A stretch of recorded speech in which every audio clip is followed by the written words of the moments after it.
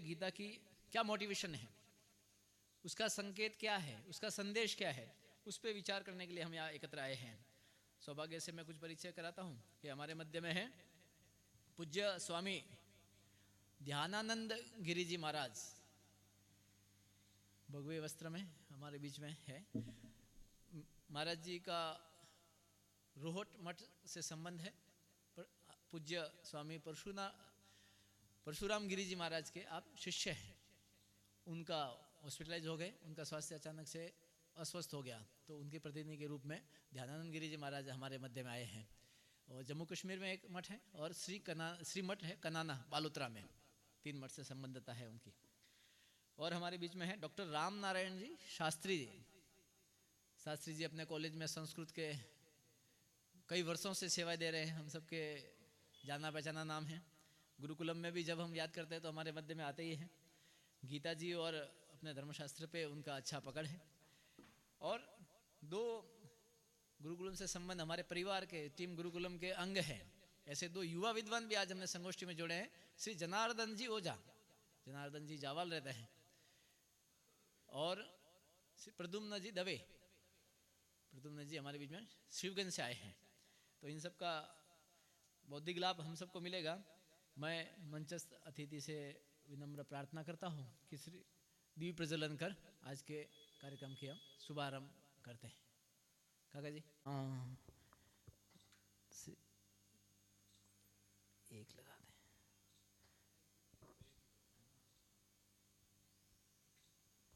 वक्रतुंड महाकाय सूर्यकोटि समप्रभ निर्विघ्नं कुरु मे देव सर्वकार्येषु सर्वदा। ओम गणानन्त्वा गणपतिगं हवामहे प्रियानन्त्वा प्रियपतिगं हवामहे निधिनन्त्वा निधिपतिगं हवामहे वसो मम आहमजानि गर्भदमात्वमजासि गर्भदं मा। पधारें। पोडियम यहाँ बीच में ले लो यार, पास में आइए। 1 मिनट तेजी, आप पास में आओ। हाँ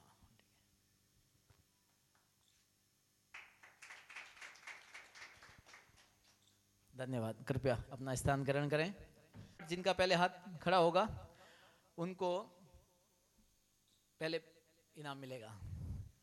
गो बैक टू गीता, ऐसा उद्घोष किसने दिया था भारत में?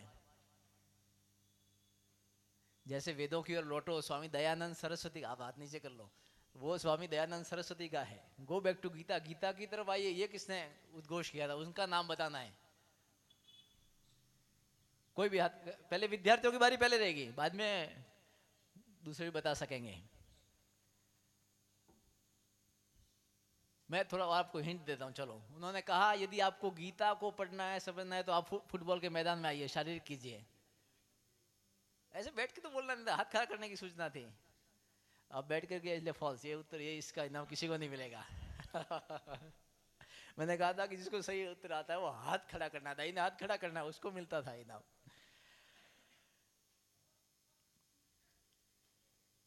भारत के एकमात्र ऐसे क्रांतिकारी कौन थे, उनका नाम आपको बताना है, जिन्होंने भारत माता की दासता की श्रृंखलाओं को काटने के लिए अपने समस्त परिवार यानी पूरा कुटुंब, सह कुटुंब स्वतंत्रता के युद्ध में झोंक दिया।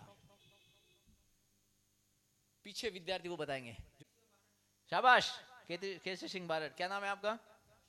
अशोक कुमार जी ने एकदम सही बताया। राजस्थान राज्य के वर्तमान में मानवाधिकार आयोग के अध्यक्ष कौन हैं, उसका नाम कौन बताएगा? आपने हाथ खड़ा पहले किया, शाबाश, बोलो। थोड़ा सा आप एक रह गए। भारत की एक पवित्र नदी भी उसके साथ में जोड़ देते तो पूरा नाम बन जाए, गंगाराम मूलचंदानी। लेकिन आपने ठीक बताया है, आपको इनाम मिलेगा। ताली बजाइए एक बार। न दवे जो शिवगंज से हमारे बीच में आए हैं, पधारिए।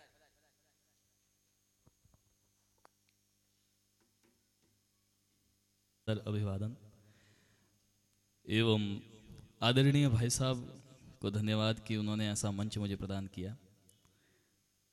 इतने प्रबुद्ध जनों के बीच में खड़े होकर अपनी बात को रखना, ऐसा प्रतीत हो रहा है जैसे सूर्य को दीपक दिखाना। फिर भी भाई साहब का आदेश है तो उसको निभाना है। गीता जी के विषय में तो कुछ बोलना ऐसा है जैसे समुद्र को चुल्लू में भर करके आप सबके समक्ष प्रस्तुत कर देना, तो आप समझ सकते हैं कि एक असंभव सा विषय है। फिर भी कम से कम समय में जितना मैं कह पाऊंगा कहने का प्रयास रहेगा। गीता जी को देखने की सबकी अपनी अपनी दृष्टि है, समझने का सबका आपका अपना अनुभव है। मेरे स्वाध्याय का जो निज अनुभव है वह मैं आप तक पहुंचाऊंगा, क्योंकि ये स्वानुभव से ही सारी अपनी अपनी प्राप्त की गई उपलब्धियां रहती हैं गीता जी के विषय में, मेरा ऐसा मानना है। आप जब गीता जी का अध्ययन प्रारंभ करते हैं, बहुत लंबा चौड़ा मैं नहीं जाऊंगा, कल हमारे डॉक्टर भट्ट जी आए थे, अरविंद जी भट्ट साहब, तो उन्होंने कहा था कि यदि आप गीता का एक श्लोक भी अपने जीवन में उतार लेते हैं तो आपको कुछ और करने की आवश्यकता नहीं है, इसमें ही आप अपने जीवन को पार लगा सकते हैं। मैं कहता हूं कि एक श्लोक तो बहुत बड़ी बात उन्होंने कही, यदि हम गीता जी के एक शब्द को भी ले लें उसमें ही हम सारा मर्म, सारा तत्व, सारा सार प्राप्त कर सकते हैं। यदि यहाँ कर कोई गीता जी के स्वाध्यायी बैठे हैं तो गीता जी प्रारंभ होती है एक शब्द से, आप सभी जानते हैं वो शब्द है धर्म क्षेत्रे कुरुक्षेत्रे।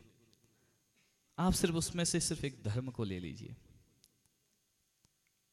गीता जी को समझने की मेरी दृष्टि की बात कर रहा हूं, और गीता जी संपन्न होती है ध्रुवा नीति मतिर्मम।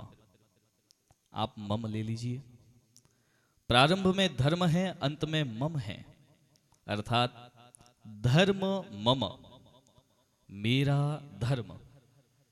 धर्म क्या? धारयति इति धर्म, जिसको हम धारण करते हैं वह धर्म है। यह धारण करने की प्रक्रिया क्या? धारण कौन करता है? धारण जीवात्मा करती है, शरीर को भी और शरीर से जुड़े हुए समस्त धर्मों को। अपने ही किए हुए कर्मों से, अपने ही किए हुए सभी संकल्पों से वह जन्म जन्मांतर की प्रक्रिया में स्थूल रूप में उन सभी प्रारब्ध के रूप में उन चीजों को प्राप्त करती है। स्थूल रूप से प्रारब्ध के रूप में उन चीजों को प्राप्त करती है। आप सब जो, या मैं सब, हम सब जो यहां पर हैं, मैं भी उसमें शामिल, या हर तत्व उसमें शामिल है। हम सभी जो यहां पर जिन भी स्थितियों में हैं, ये सभी हमने चाही गई स्थितियां हैं। किसी न किसी समय में, किसी न किसी परिस्थिति में हमने उनको चाहा है और चाह करके हमने हमारे लिए खड़ी की है। किसी को तुरंत उपलब्ध हो गई होगी, किसी को कई जन्मों के बाद यह उपलब्ध हुई है। तो ये धारण की गई है। इस जीवात्मा ने इस शरीर को धारण किया और शरीर के माध्यम से हमने सभी धर्मों को धारण किया। समझिए, धर्म मम, एक विद्यार्थी के नाते मेरा धर्म क्या है? मेरे सामने जो भी विषय आता है उसमें निष्णांत हो जाना, ये मेरा धर्म है। आप यदि एक अध्यापक हैं, उसके नाते आपका धर्म क्या है? मेरे समक्ष प्रत्येक विद्यार्थी के जीवन में एक ऐसा कार्य करना जिससे वह प्रेरित होकर के अपने जीवन में किसी मुकाम पर पहुंच पाए। यदि मैं डॉक्टर हूं तो मेरा भी ऐसा धर्म एक निश्चित होगा। ये चाहा गया था, ये मैंने धारण किया है। ये तो हमने दिखते हुए धर्म जो हमने धारण किए। कुछ धर्म ऐसे हैं जो हमारे साथ जन्मजात आते हैं। आप किस कुल में, किस पिता की, किस माता की, किस बहन के, किस भाई के भाई बन करके आते हैं और किस संतान के पिता या माता बनेंगे, ये सब आप तय कर चुके होते हैं पहले। ये एक जन्म जन्मांतर की प्रोसेस के माध्यम से प्रारब्ध बन करके आपके सामने एक प्रस्तुत होती है चीज। इसलिए ये आपका धर्म है उन चीजों को निभाना। तो इसमें गीता का रोल क्या है? क्या सिर्फ धर्म मम ये शब्द पकड़ करके? इसको समझना। अवसाद, तनाव, चिंता, भय, इन सब स्थितियों में आपको बचाएगी गीता की यही मात्र सूत्र शब्द धर्म मम। मेरा धर्म क्या है? पहले तो ये समझ लीजिए, आप एक शरीर नहीं, एक जीवात्मा है जिसने ये तय किया कि मुझे किस प्रकार के जीवन का सृजन करना है। वैसा ही धर्म आपके साथ में आपका जीवन सृजित होता है। आपका धर्म, आपके कर्तव्य आपके साथ जुड़ते जाते हैं और तत्पश्चात आपको सिर्फ निभाने की सहूलियत। सोचिए, आपको कुछ करना नहीं है। कितनी सुंदर पिक्चर है, कितनी सुंदर फिल्म है ये, जिसमें आपका रोल ऑलरेडी डिसाइडेड है।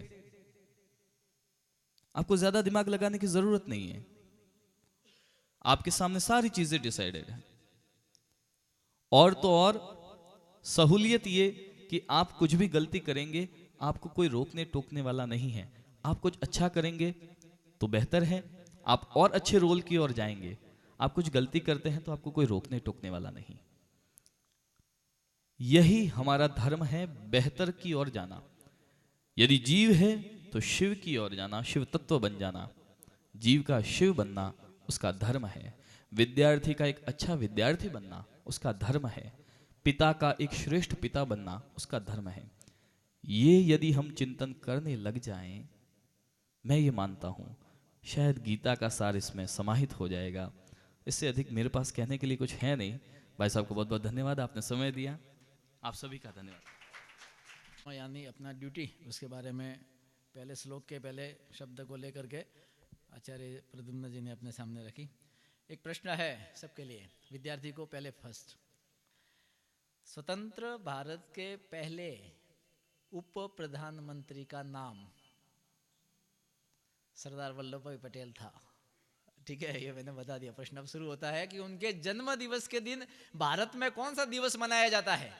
ये कौन बताएगा? और उनका जन्म दिवस कौन सी तारीख का है? और उस दिन क्या दिवस मनाते हैं, ये बताना है। प्रश्न ये है।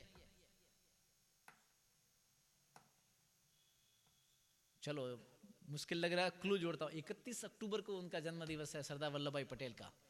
उनका जन्म दिवस किस नाम से मनाते हैं हम? उसके साथ हमने कुछ जोड़ा है। अब विद्यार्थी कोई ट्राई करेंगे? पीछे हाथ खड़ा किया, बताइए। ठीक है, राष्ट्रीय एकता दिवस। क्या नाम है आपका? रमेश जी? रमेश कुमार। और कोई कुछ जोड़ना चाह रहे हैं? किशन जी भी ये कह रहे थे। हाँ, राष्ट्रीय एकता दिवस। एकात्मता के पुरोधा थे ना। दीपोत्सव अभी अयोध्या में बहुत धूमधाम से मनाया। 25 लाख प्लस दिए नदी के किनारे पे किए। उस नदी का नाम बताना है। अरे बैठे बैठे नहीं बताना है, हाथ करके बताना था। प्रश्न कैंसल। अब दूसरे प्रश्न पे हम तो वापिस आएंगे। तब तक हमारे एक प्रबुद्ध वक्ता आचार्य जनार्दन जी ओझा हमारे समक्ष अपना उद्बोधन रखेंगे। आइए, स्वागत है। ओम वर्णानाम अर्थसंघानाम रसानाम छंदसामपि मंगलानाम च कर्तारो वंदे वाणी विनायकः वसुदेवं सुतं देवं कंसचाणूरमर्दनं देवकी परमानंदम कृष्णं वंदे जगद्गुरु कृष्णं वंदे जगद्गुरु।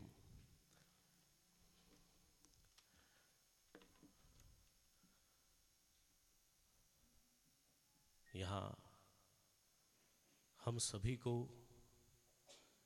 गीता पर विशेष रूप से मार्गदर्शन और गीता की हमारे जीवन में क्या उपयोगिता है, उसके लिए पूज्य संत श्री विराजमान है। पूज्य श्री के चरणों में सादर प्रणाम वंदन। मंच पर विराजमान सभी वरिष्ठ, परिवार में भी हमारे वरिष्ठ मेरे दादाजी भी यहाँ विराजमान हैं, और मंच पर जो भी विराजमान वरिष्ठ जन हैं सबके श्री चरणों में प्रणाम। और लगभग देख रहा हूँ कि यहाँ सभी गुरुजन ही बैठे हैं। जितना मैं अधिक पहचानता हूँ।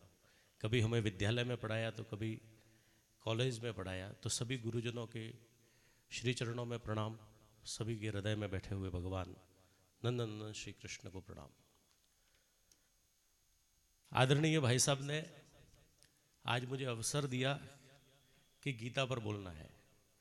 वैसे प्रभु कृपा से भागवत पर बोलने का अवसर मिला, रामचरितमानस पर बोलने का अवसर मिला, लेकिन गीता पर कभी बोलने का अवसर नहीं मिला। यानी ये प्रथम प्रयास है मेरा गीता का। इसलिए इस अवसर के लिए भाई साहब को बहुत बहुत धन्यवाद कि मुझे इसका अवसर दिया। लेकिन कोरोना में मुझे गीता पढ़ने का अवसर जरूर मिला, और केवल मात्र मैं 5 अध्याय गीता के पढ़ पाया हूँ, इसके आगे बढ़ा नहीं हूँ।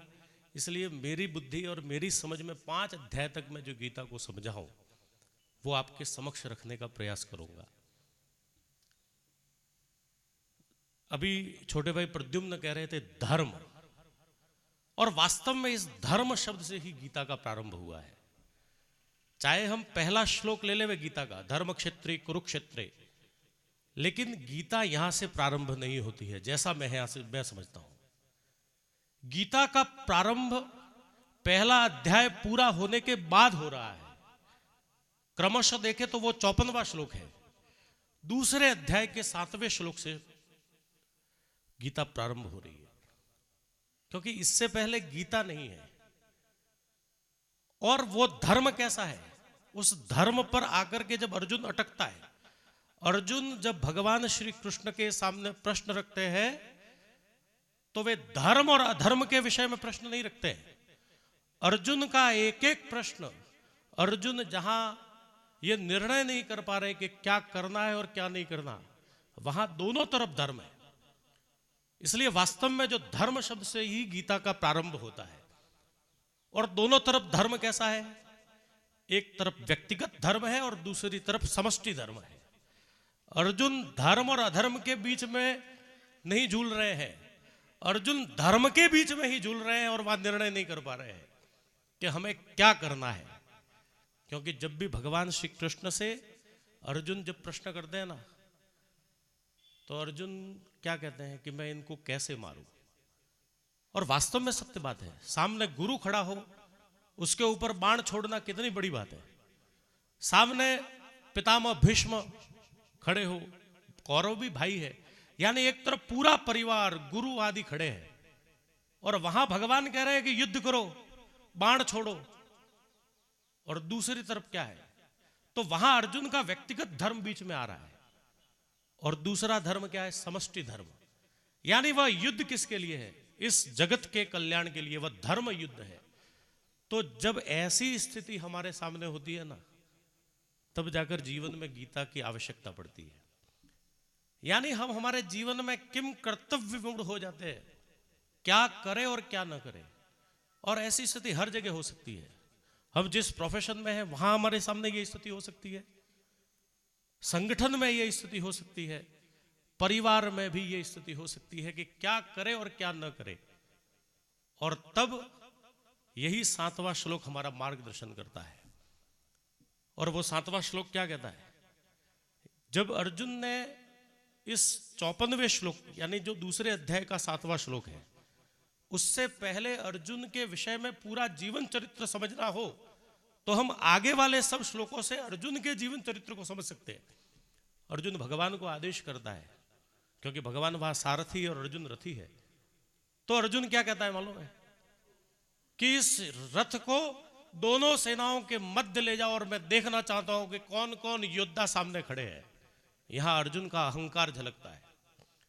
एक जगह भगवान और अर्जुन का जब संवाद होता है तो भगवान भी बहुत कड़क शब्द में कहते हैं, कहीं भगवान डांट भी रहे अर्जुन को, अगर उसको पूरा समझेंगे तो वहां जब अर्जुन ये कहते हैं कि दोनों सेनाओं के मध्य में मेरा रथ ले जाओ, और भगवान से वो कहते हैं और मैं देखना चाहता हूं कि कौन कौन योद्धा है, तो वो अर्जुन का अहंकार है कि जहां जिसका सारथी भगवान कृष्ण है, जहां अर्जुन को ज्ञात है कि सामने द्रोणाचार्य खड़े हैं, सामने पितामह भीष्म खड़े हैं, लेकिन जिस गुरु ने पढ़ाया, फिर बाद में अगर ये प्रश्न हो रहा है कि मैं देखना चाहता हूं कि सामने कौन कौन योद्धा है, वहां अर्जुन का अहंकार है।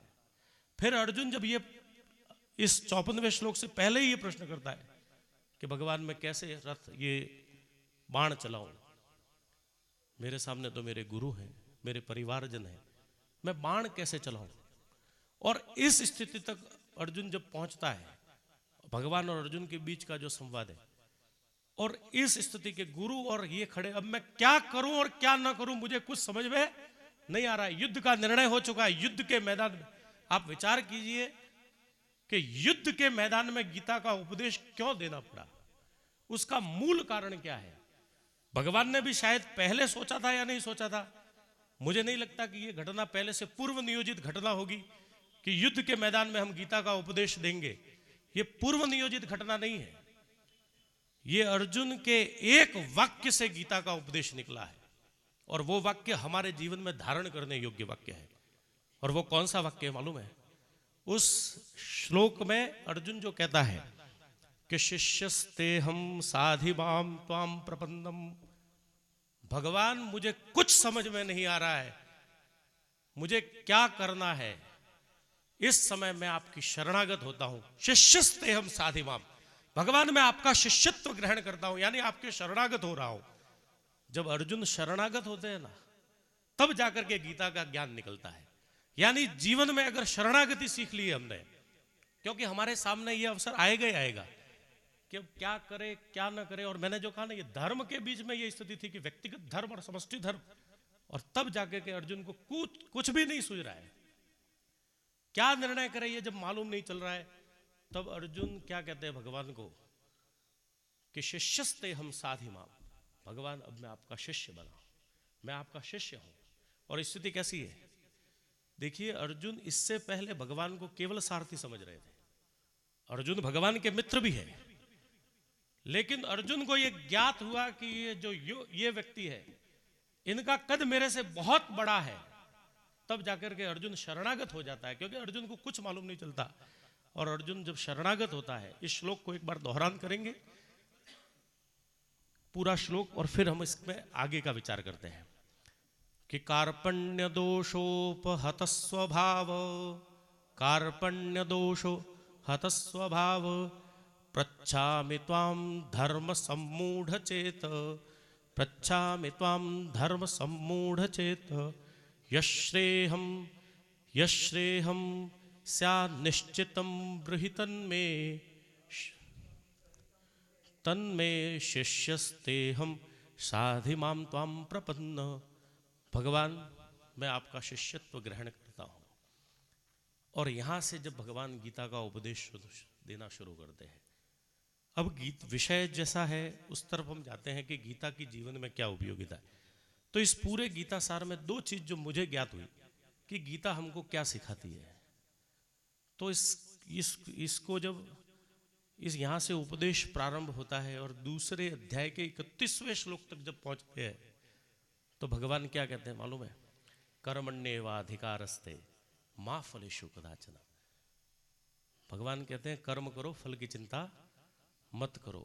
यानी भगवान यहां त्याग सिखा रहे हैं, फल के त्याग करने की उपदेश भगवान कर रहे हैं कि फल का त्याग करो। यानी दो चीज इसमें स्पष्ट हो रही है। पहली चीज, जीवन में सफल होने के लिए क्या प्राप्त करना पड़ेगा? शरणागति। और दूसरी चीज क्या प्राप्त करना पड़ेगा? त्याग। अगर दो चीज हमारे जीवन में इस गीता के माध्यम से प्राप्त हो जाती है, तो शायद इस जीवन में कोई कठिनाई नहीं है। तो मनुष्य जीवन का सार भी यही है। ऐसा महापुरुषों के मुख से सुना है कि यह भगवान के द्वारा दिया गया बहुत बड़ा उपहार है कि मानव है, इसीलिए यहां बैठ करके गीता पर चर्चा कर रहे हैं। तो भगवान ने हमको बहुत बड़ा उपहार दिया है। इसके अलावा एक्स्ट्रा एबिलिटी बहुत सारी है, कोई डॉक्टर है, कोई इंजीनियर है, कोई है, लेकिन सबसे प्रारंभिक उपलब्धि हमारी यही है कि हम मानव हैं। और मनुष्य जन्म में गीता हमको ये त्याग करना सिखाती है। अब त्याग किसका? कर्म का, कर्म फल का, या कर्म की आसक्ति का? अब कोई कहे कि कर्म का त्याग करना है, तो कर्म का त्याग तो हो ही नहीं सकता है, क्योंकि भगवान स्वयं कहते हैं कर्मण्येवाधिकारस्ते। अब अगर आपको कहे कि फल का त्याग करना है, कोई बच्चा अगर पढ़ाई कर रहा है और उसको वो आईएएस की तैयारी कर रहा है और उसको कहे कि तुझे आईएएस बनना नहीं है, आईएएस की तैयारी करनी है, क्या कर सकता है कोई व्यक्ति?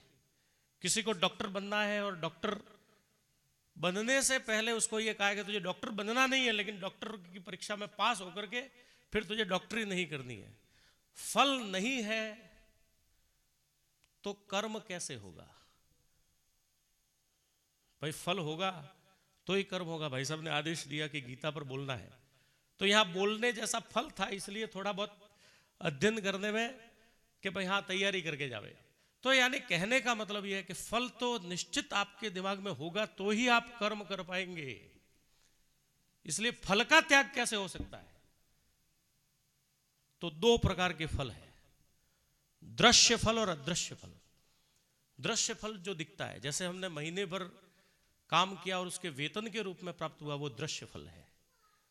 लेकिन अदृश्य फल क्या है? जो हमारे धर्म से जोड़ता है हमको। अर्जुन यहां सब कुछ कर रहे हैं, लेकिन किसके लिए? इसका अदृश्य फल तो है ही है धर्म, उसका अदृश्य फल तो है धर्म। तो अदृश्य फल और दृश्य फल जीवन में है, तो आपको त्याग किसका करना है? दृश्य फल का। अदृश्य फल का त्याग नहीं करना है। जैसे वेतन, प्रॉफिट, ये सब दृश्य फल है, लेकिन पाप, पुण्य, पुनर्जन्म, ये सारे अदृश्य फल है। तो हमारे धर्म में हर कर्म का फल तो तय किया हुआ है, ऐसा करेंगे तो पाप होगा, ऐसा करेंगे तो पुण्य होगा। यानी बिना फल के तो हमारे यहां कर्म का सिद्धांत नहीं है। आपका अगला जन्म ऐसा होगा, ऐसा हमारे पुराणों में वक्तव्य है। यानी जन्म का फल, अगला जन्म क्या होगा वो भी तो फल ही है। पाप हो या पुण्य हो, भाई गीता जी, गंगा जी में स्नान करना है, क्या है? उससे पाप होगा, पापों की मुक्ति होगी, पुण्य फल प्राप्त होगा, तो फल तो प्राप्त हो रहा है। तो यहां भगवान स्पष्ट कह रहे हैं आपको उन फल का त्याग करना है जिसमें आसक्ति हो। फल तो मिलेगा ही मिलेगा, निश्चित रूप से कोई भी कर्म करना है उसका फल मिलेगा, लेकिन दृश्य प्रत्यक्ष फल की आसक्ति आपको त्याग करनी है। तो ये गीता हमको ये त्याग करना सिखाता है।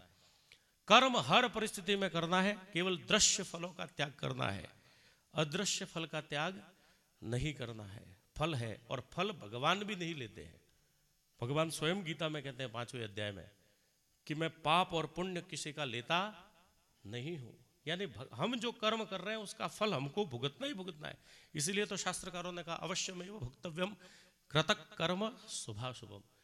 तो गीता जो त्याग करने की जो उपदेश कर रही है हमको, वो ये स्पष्ट है कि आपको आसक्ति का त्याग करना है, फल का त्याग करना है, कर्म के फल का त्याग करना है। यानी कहीं ना कहीं गीता हमको इदम न ममः की ओर ले जाती है। यानी सब कुछ करने के बाद में भी उसमें मैं नहीं जुड़े।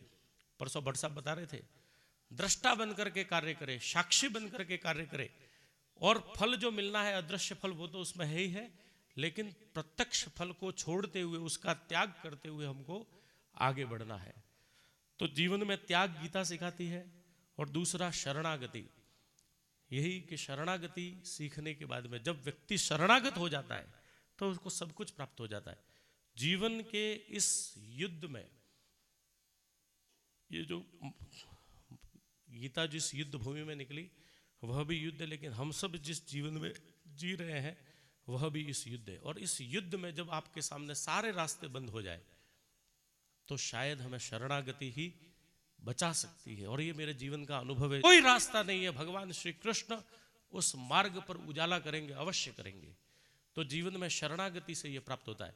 और यहां से जब यात्रा प्रारंभ होती है ना, भगवान स्वयं भी यही कह रहे हैं। 18वें अध्याय के 66वें या 64वां श्लोक है, 66वां श्लोक, और उसमें भगवान भी क्या कहते हैं? सर्वधर्मान परित्यज्य मामेकम शरणम व्रज। सब कुछ छोड़ करके मेरी शरण में आ जाओ। यानी अर्जुन शरणागत हो रहे हैं, और पूरा गीता का उपदेश 18 अध्याय तक चल रहा है। और 18वें अध्याय के 66वें श्लोक में भगवान स्वयं कह रहे हैं सर्वधर्मान परित्यज्य मामेकम शरणम व्रज। सब कुछ छोड़ करके मेरी शरण में आ जाओ। यानी इस गीता का मूल सार क्या है? शरणागति। शरणागति सीखो। हमारे गुरुदेव कहते थे शरणागति सीखो, सत्य मैं तुम्हारी झोली में डाल दूंगा। यानी सब कुछ प्राप्त किया जा सकता है तो वो शरणागति से प्राप्त किया जा सकता है, त्याग से प्राप्त किया जा सकता है। धन्यवाद, आभार। छोटे मुंह कहीं बड़ी बात बोलने से। एक सुंदर व्याख्या प्रस्तुत की आचार्य जनार्दन जी ने गीता जी से आपको ये ध्यान में होगा, गीता जी से विदेशी विद्वान भी बहुत प्रभावित थे। एक श्रेष्ठ विद्वान अल्बर्ट आइंस्टीन का नाम आपने सुना होगा, सदी के महानतम वैज्ञानिक थे। और रख दो, आवश्यकता होगी तो ले लेंगे। वो भी भगवत गीता से बहुत प्रेरित थे। एनी बेसेंट भारतीय एक महान स्वतंत्रता सेनानी रही है, मूल आयरिश महिला थी, विदेशी महिला थी, लेकिन उनका भी ये मानना था कि अध्यात्म होने के लिए, परमात्मा के मिलन के लिए वैरागी होना आवश्यक नहीं है। गृहस्थ धर्म का पालन करते हुए भी आप उस पथ पर आगे बढ़ सकते हैं और आपको परमात्मा का मिलन हो सकता है। तो कुछ परिचय और है हमारे बीच में। श्री भगवती लाल जी ओझा, आप शिक्षाविद हैं और यहीं के रहने वाले हैं। श्री मोहन लाल जी माली सिरोही गए हैं, शिक्षाविद हैं, सामाजिक कार्यकर्ता भी हैं। डॉक्टर नरेंद्र जी ओझा हिंदी के विशेषज्ञ हैं, शिक्षाविद हैं। हेमंत जी ओझा जावाल रहते हैं, सामाजिक कार्यकर्ता हैं। अर्जुन जी बरलूट एक विद्यालय में प्रधानाचार्य हैं, अपने संघ के पुराने कार्यकर्ता हैं। जगदीश जी सेन, जगदीश जी सेन आए थे ना, पीछे बैठे हैं, हिंदुत्व के लिए लगातार संघर्ष करने वाले सामाजिक कार्यकर्ता। श्री राजेश जी त्रिवेदी आदर्श विद्या मंदिर के प्रधानाचार्य और संस्कृत भारती के संयोजक। गौरव जी इधर मित्र हैं हमारे, और उनका नाम क्या है, दीपक जी, साउंड में बहुत ध्यान लगाते हैं, ये मेडिटेशन का अभ्यास करते हैं और हमेशा हर काम में बहुत सक्रिय सहभागिता रहती है इनकी। डायालाल जी बल्लूर से पधारे हैं, डायालाल जी नागर। गजेंद्र पाल सिंह जी बालिया सामाजिक कार्यकर्ता है, कुटुंब प्रबोधन गतिविधि के। प्रताप जी माली कल भी आए थे, आज भी आए हैं। जितेंद्र जी रावल मादिया। विक्रम सिंह जी यादव पधारे हैं। बाकी शेष परिचय कल हो गए थे और मातृशक्ति बड़ी संख्या में आए, मैं सबका नाम जानता नहीं हूँ। आपको शत शत प्रणाम वंदन अभिनंदन करते हुए कार्यक्रम को आगे बढ़ाते हैं। मैं अगले वक्ता को आमंत्रित करता हूँ। उससे पहले 2 प्रश्न हैं विद्यार्थियों के लिए। विद्यार्थी यदि नहीं बता पाएंगे तो फिर हम अन्य जन भी बोल सकेंगे।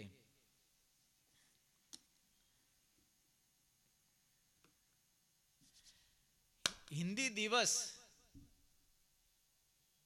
सितंबर महीने की 14 तारीख को मनाया जाता है, ठीक है, ये हम जानते हैं।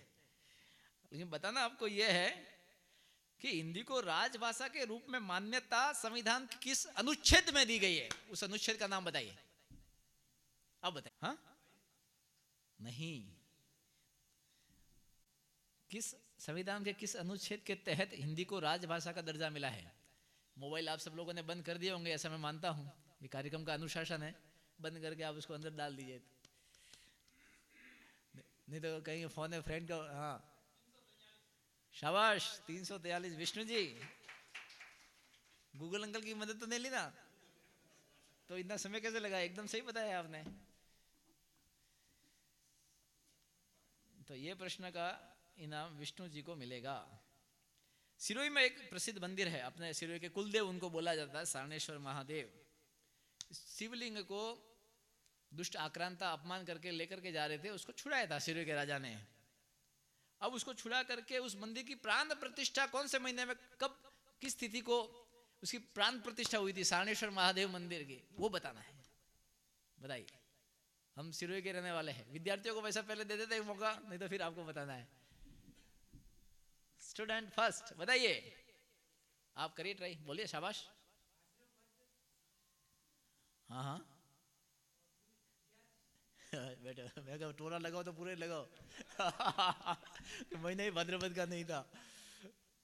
और कोई?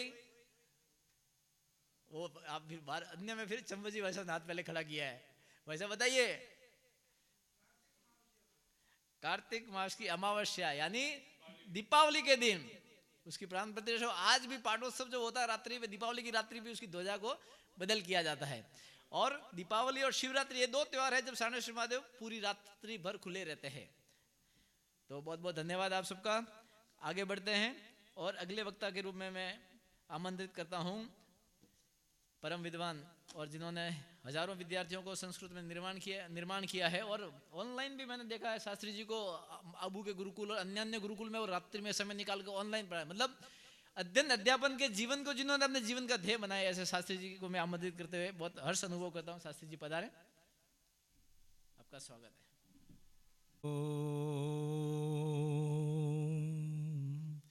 यस्य भूमिः प्रमान्तरिक्षमुतोदरं दिवं यश्चक्रे मूर्धानं तस्मै ज्येष्ठाय ब्रह्मणे नमः। तस्मै ज्येष्ठाय ब्रह्मणे नमः।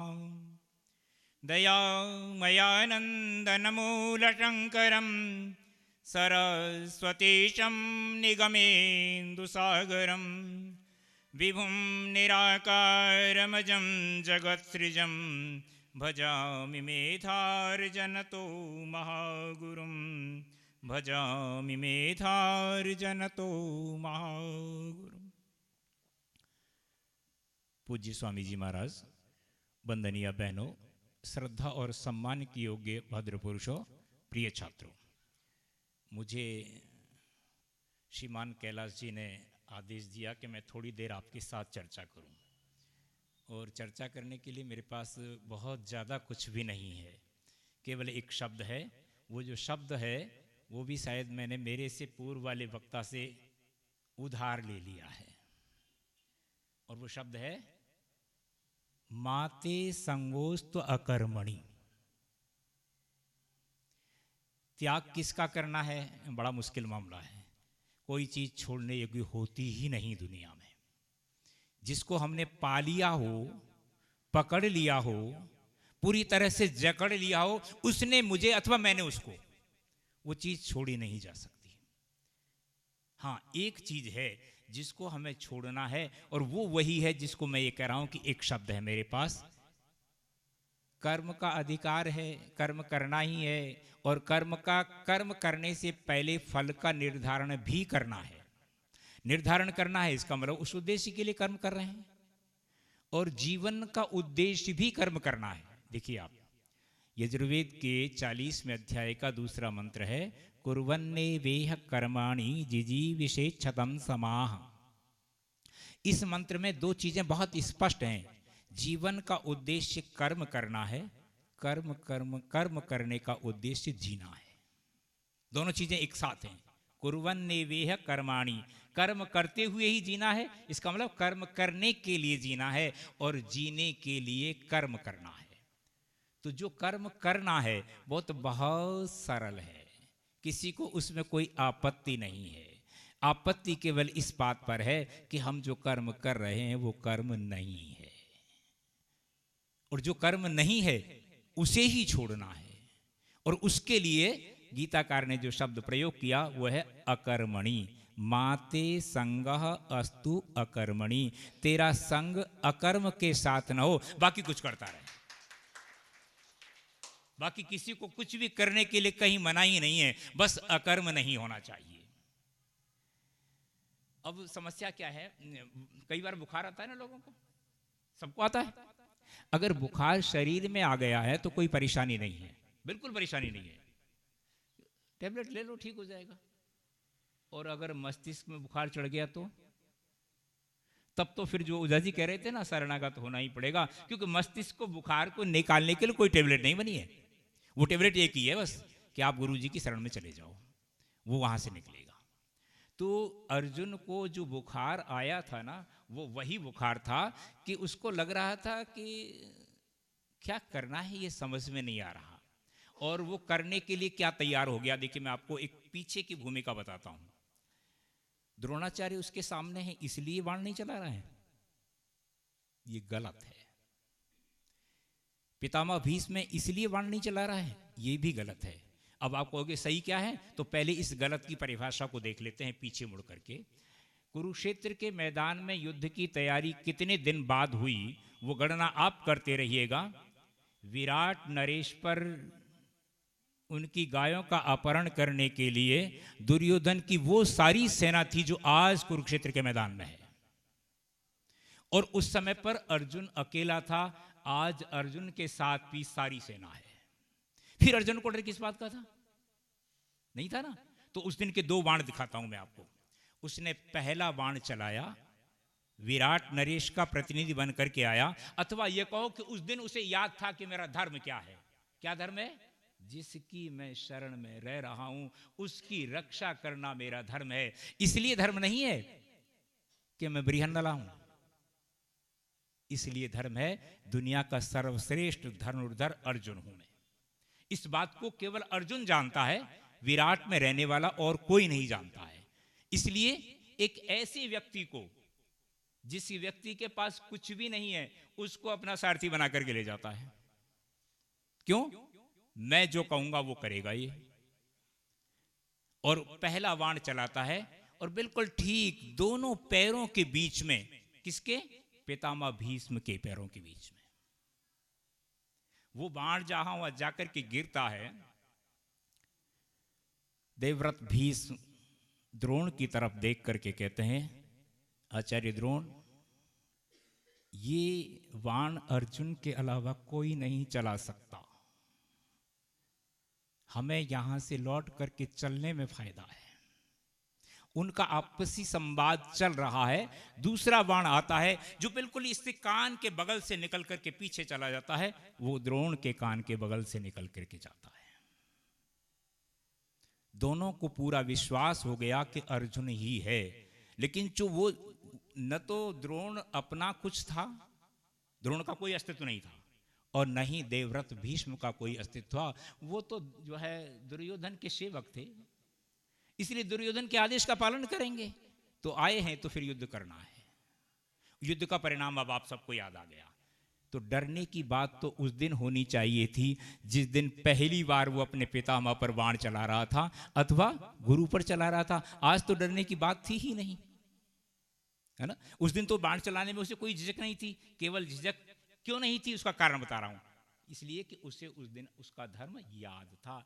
आज वो धर्म भूल गया और क्या करने लगा? अकर्म करने लगा। जो कर्म उसे नहीं करना चाहिए था वो कर्म करने लगा। और वो कर्म क्या था? अच्छा, अपन सामान्य तौर पर एक बहुत सामान्य सा प्रश्न देखते हैं, इसको युद्ध से और गीता से सबसे अलग हटा करके ये सोचते हैं कि मैं अगर ब्राह्मण हूं तो मेरा धर्म क्या होगा, मैं अगर क्षत्रिय हूं तो मेरा धर्म क्या होगा, मैं अगर वैश्य हूं तो मेरा धर्म क्या होगा, और मैं अगर शूद्र हूं तो मेरा धर्म क्या होगा। और ये मैंने तय किया है कि मैं ब्राह्मण हूं। इसमें कोई ये कहे कि हमने आपको ब्राह्मण बना दिया है, ये कहने वाले की गलत फहमी है। हमने स्वयं ने तय किया है कि मैं ब्राह्मण हूं, मैंने स्वयं ने तय किया है मैं क्षत्रिय हूं। पढ़ने वाले 2 व्यक्ति एक साथ पढ़ रहे थे, द्रोण भी पढ़ रहा था और द्रुपद भी पढ़ रहा था। दोनों ही पढ़ रहे थे, दोनों ने अपना अपना धर्म तय किया था। द्रोण ब्राह्मण बन करके आ गया और द्रुपद क्षत्रिय बन करके आ गया। एक ही गुरु से पढ़े, एक ही जगह पर पढ़े, तो तय तो हमने किया है ना, जो कुछ भी तय किया है। तो अर्जुन इस बात को तय कर चुका है मैं क्षत्रिय हूं। उसके बाद कहता है कि मैं क्षत्रिय धर्म का पालन नहीं करूंगा। ये अर्जुन के मस्तिष्क का बुखार है और नहीं करूंगा। अब मैं आपको 2 वाक्य पढ़ करके सुनाता हूं।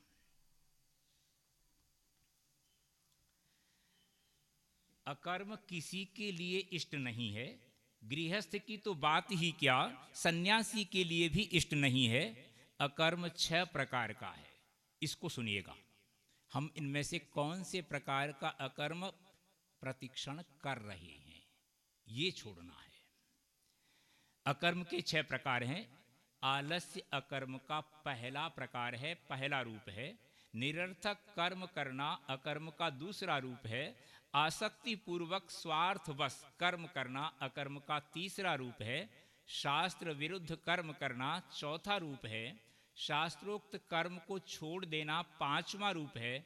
और हर किसी से संपर्क छोड़ करके, दुनियादारी से संपर्क छोड़कर एक जगह बैठ करके अपने आप में बैठ जाना, ये सबसे बड़ा अकर्म है। जिसको आज का व्यक्ति ये कहता है साहब हम तो समाधि लगाए बैठे हैं, है ना। समाधि के बारे में 2 उदाहरण बताता हूं। इतिहास के तीसरा आपको उदाहरण नहीं मिलेगा कहीं भी।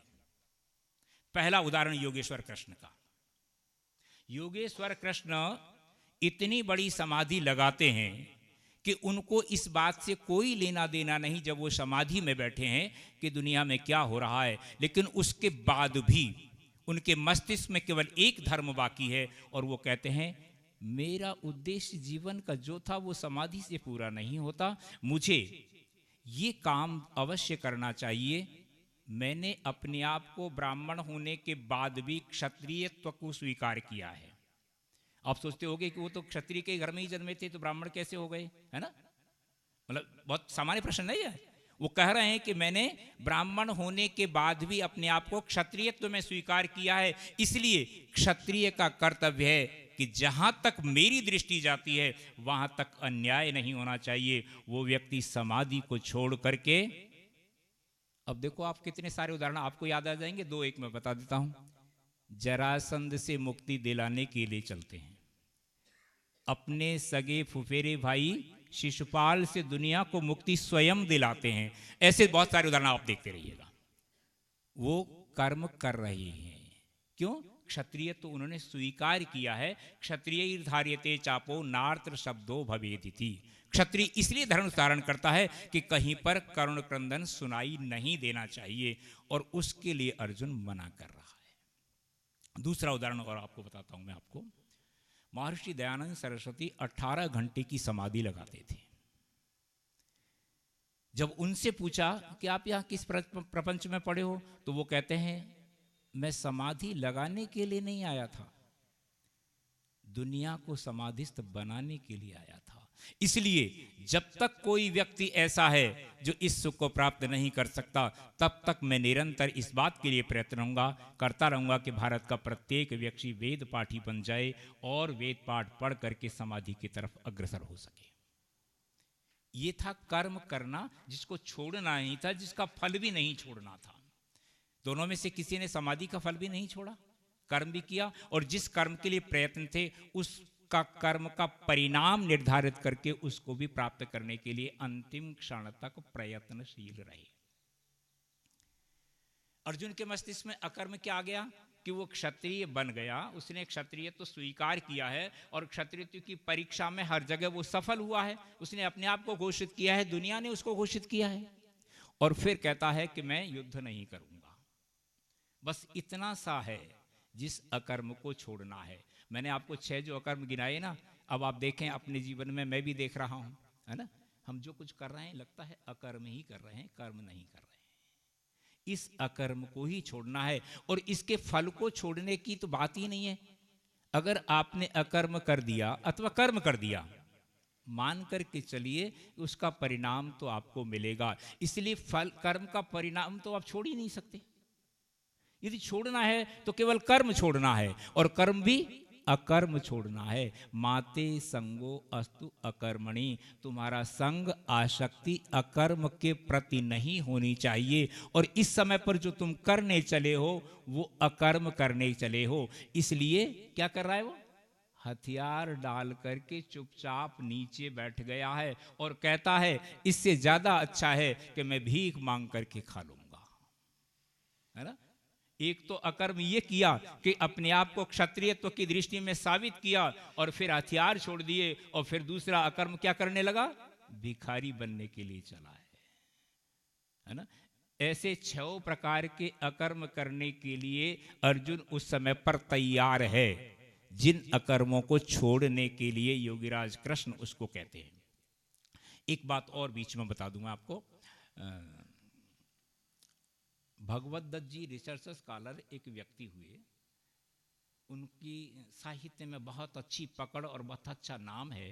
उन्होंने एक बहुत छोटी सी पुस्तक लिखी, विद्यार्थियों को विशेष कर कह रहा हूँ, वे सभी को पढ़नी चाहिए, भारतीय संस्कृति। उसके 2 प्रारूप हैं, एक छोटा प्रारूप है और एक बड़ा है। छोटे वाले दोनों ही प्रारूपों में ये वाक्य तो है जिसको मैं सुनाना चाहता हूं आपको। वो कहते हैं कुछ लोग ऐसे थे जो जन्म सिद्ध योगी थे और जन्म सिद्ध विद्वान थे। तो उन्होंने 2-4 के नाम गिना दिए और फिर पुस्तक प्रश्नोत्तर में लिखी तो फिर प्रश्न करते हैं कि अगर ये जन्म सिद्ध योगी थे तो संदीपन के आश्रम में पढ़ने के लिए क्यों गए थे, विरजानंद की कुटिया में क्यों गए, वशिष्ठ के विश्वामित्र के यहाँ जाने की आवश्यकता क्या पड़ी। ऐसे जितने भी नाम गिराए उन सबके गुरुओं के नाम गिराए उन्होंने।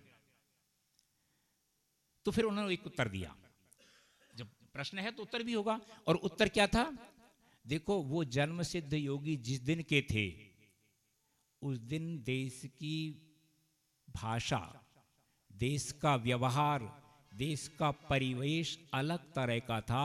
आज जब वो जन्मे हैं दोबारा से तो उन्हें इस परिवेश को समझने के लिए, इस भाषा को समझने के लिए गुरु की शरण में जाना ही पड़ेगा। और फिर वो लिखते हैं, जिनके नाम आप पूछ रहे हैं मैं बता रहा हूं, उनमें से किसी को भी देख लीजिए, कोई भी व्यक्ति अपने गुरु के पास 3 वर्ष से ज्यादा नहीं रहा। अच्छा 3 वर्ष में सारा पढ़ लेता क्या, समाधि आ जाती क्या। राम को देखो विश्वामित्र के पास कितनी देर रहे, सांदीपन के पास जो है कृष्ण कितनी देर रहे, विरजानंद के पास दयानंद कितनी देर रहे, और जो भी उन्होंने नाम गिनाए हैं। तो मैं जो कहना चाहता हूं वो ये, कृष्ण के सामने जब अर्जुन खड़ा है और ये सब कुछ अकर्म करने के लिए तैयार खड़ा है, तब उन्हें अचानक याद आता है, अरे ये जिस व्यक्ति जो मेरा सारथी बन करके आया है, कृष्ण ने स्वयं स्वीकार किया था कि मैं तुम्हारा सारथी बनूंगा।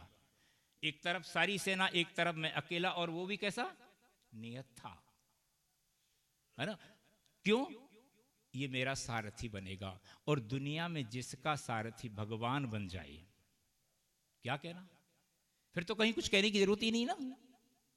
जब उसको याद आया कि वासुदेव कृष्ण मेरे मित्र हैं, मेरे भाई हैं, लेकिन उससे पहले कि मैं इनको भाई और सारथी मित्र मान रहा हूं, सच में ये तो जन्म सिद्ध योगी और जन्म सिद्ध विद्वान हैं। इसलिए मुझे यह प्रश्न इनसे पूछ लेना चाहिए कि अब मुझे क्या करना है, क्योंकि मैं धर्म सम्मूढ़ चित्त वाला हूं। उसके उत्तर में जो वाक्य आया, माते संगोस्त्व कर्मणि, कि तेरा संग, तेरी आसक्ति अकर्म के प्रति न हो। बस जब अकर्म समझ में आ गया कि इतने सारे अकर्म करता चला जा रहा है, इतनी बड़ी गीता, 18 अध्याय, 770 मंत्र, मतलब श्लोक, वो सारा कुछ जितनी देर सुना गया होगा, अपन उस पर कल्पना नहीं करते कि 2 वाक्य बोले थे या 10 वाक्य बोले थे, पर जो भी थे, जब अर्जुन को यह समझ में आ गया तो वो क्या कहता है, करिष्ये वचनम तव, अब मैं आपके आदेश का पालन करूंगा। अच्छा, कोई रथी सारथी के आदेश का पालन करता है क्या? नहीं करता। यदि रथी सारथी के आदेश का पालन करता है तो उसको सारथी बनाया क्यों था, है ना। हाँ, तो ये सारथी के आदेश का पालन नहीं कर रहा है, वो जन्म सिद्ध योगी के आदेश का पालन कर रहा है, अपने गुरु के आदेश का पालन कर रहा है, जन्म सिद्ध विद्वान के आदेश का पालन कर रहा है। और तब करके और फिर कह रहा है कि बस आपने जो अकर्म की बात कही वो अब छूट गई, इसके बाद जो है मैं ये अकर्म नहीं करूँगा। और फिर तैयार हो जाता है, खड़ा होता है। एक बीच का छोटा सा वाक्य और सुना करके अपनी बात को समाप्त करता हूँ। अभी युद्ध भूमि में जाने के लिए तैयार हैं, सेनाएं पहुंच गई हैं, महारथियों को जाना है। दोनों मित्र अभी रथ से नीचे हैं, वासुदेव कृष्ण और पांडु पुत्र अर्जुन। अच्छा अर्जुन, ये बताओ, अगर तुम्हारा युद्ध सीधे सीधे हो जाए तो तुम ये युद्ध कितनी देर में जीत लोगे?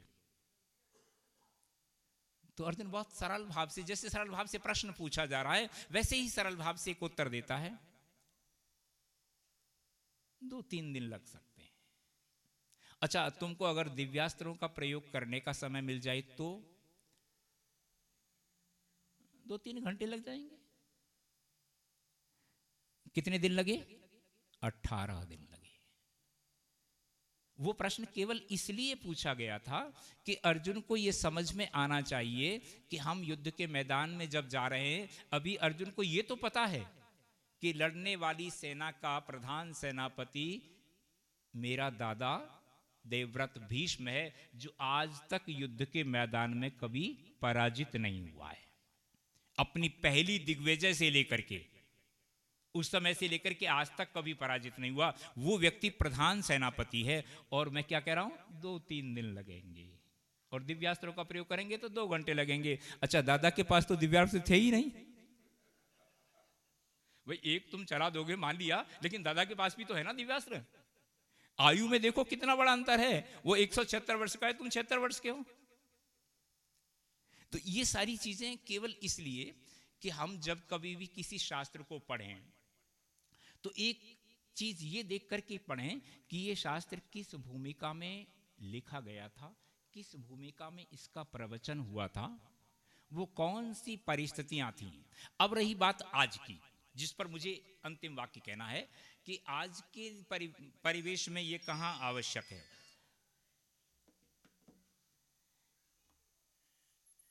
मेरा वही वाक्य है जिस पर मैं प्रारंभ से चर्चा कर रहा हूं। आज के परिवेश में भी गीता केवल इसलिए आवश्यक है कि प्रत्येक व्यक्ति अकर्म में फंसा हुआ है। हम अकर्म से दूर हो जाएं, इसलिए हमें गीता का अध्ययन पढ़ना है।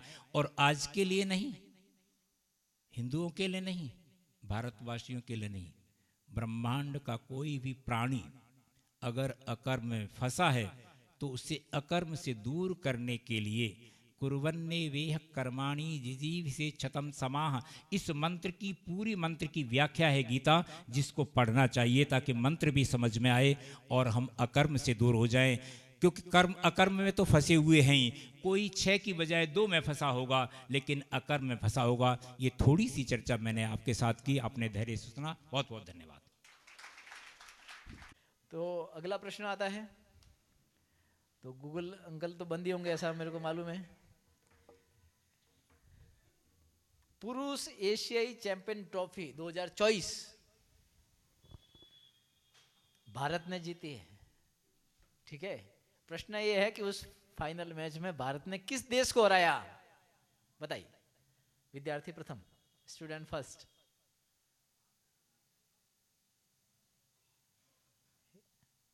और कोई हाथ खड़ा किया किसी ने? हाँ बताइए बेटा। चीन को हराया, शाबाश, एकदम सही उत्तर बताया है। आपका नाम क्या है? मैं भूल गया। सोफिया, हाँ बहुत अच्छा, एकदम सही बताया है।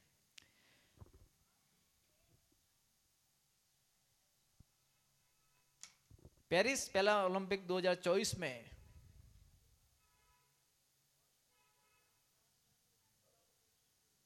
भारत ने किस स्पर्धा में स्वर्ण पदक जीता है, और जिसने जीता है उसका नाम बताना है। इनके अलावा जो बता सकते तो उनको चांस पहले मिलेगा।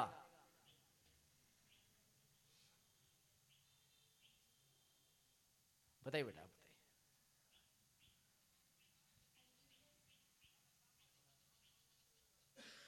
नहीं, बैठिए। और कोई? सुमित ठीक बता रहे हैं आप, सुमित ठीक बता रहे। सुमित अंतिल। और खेल का नाम?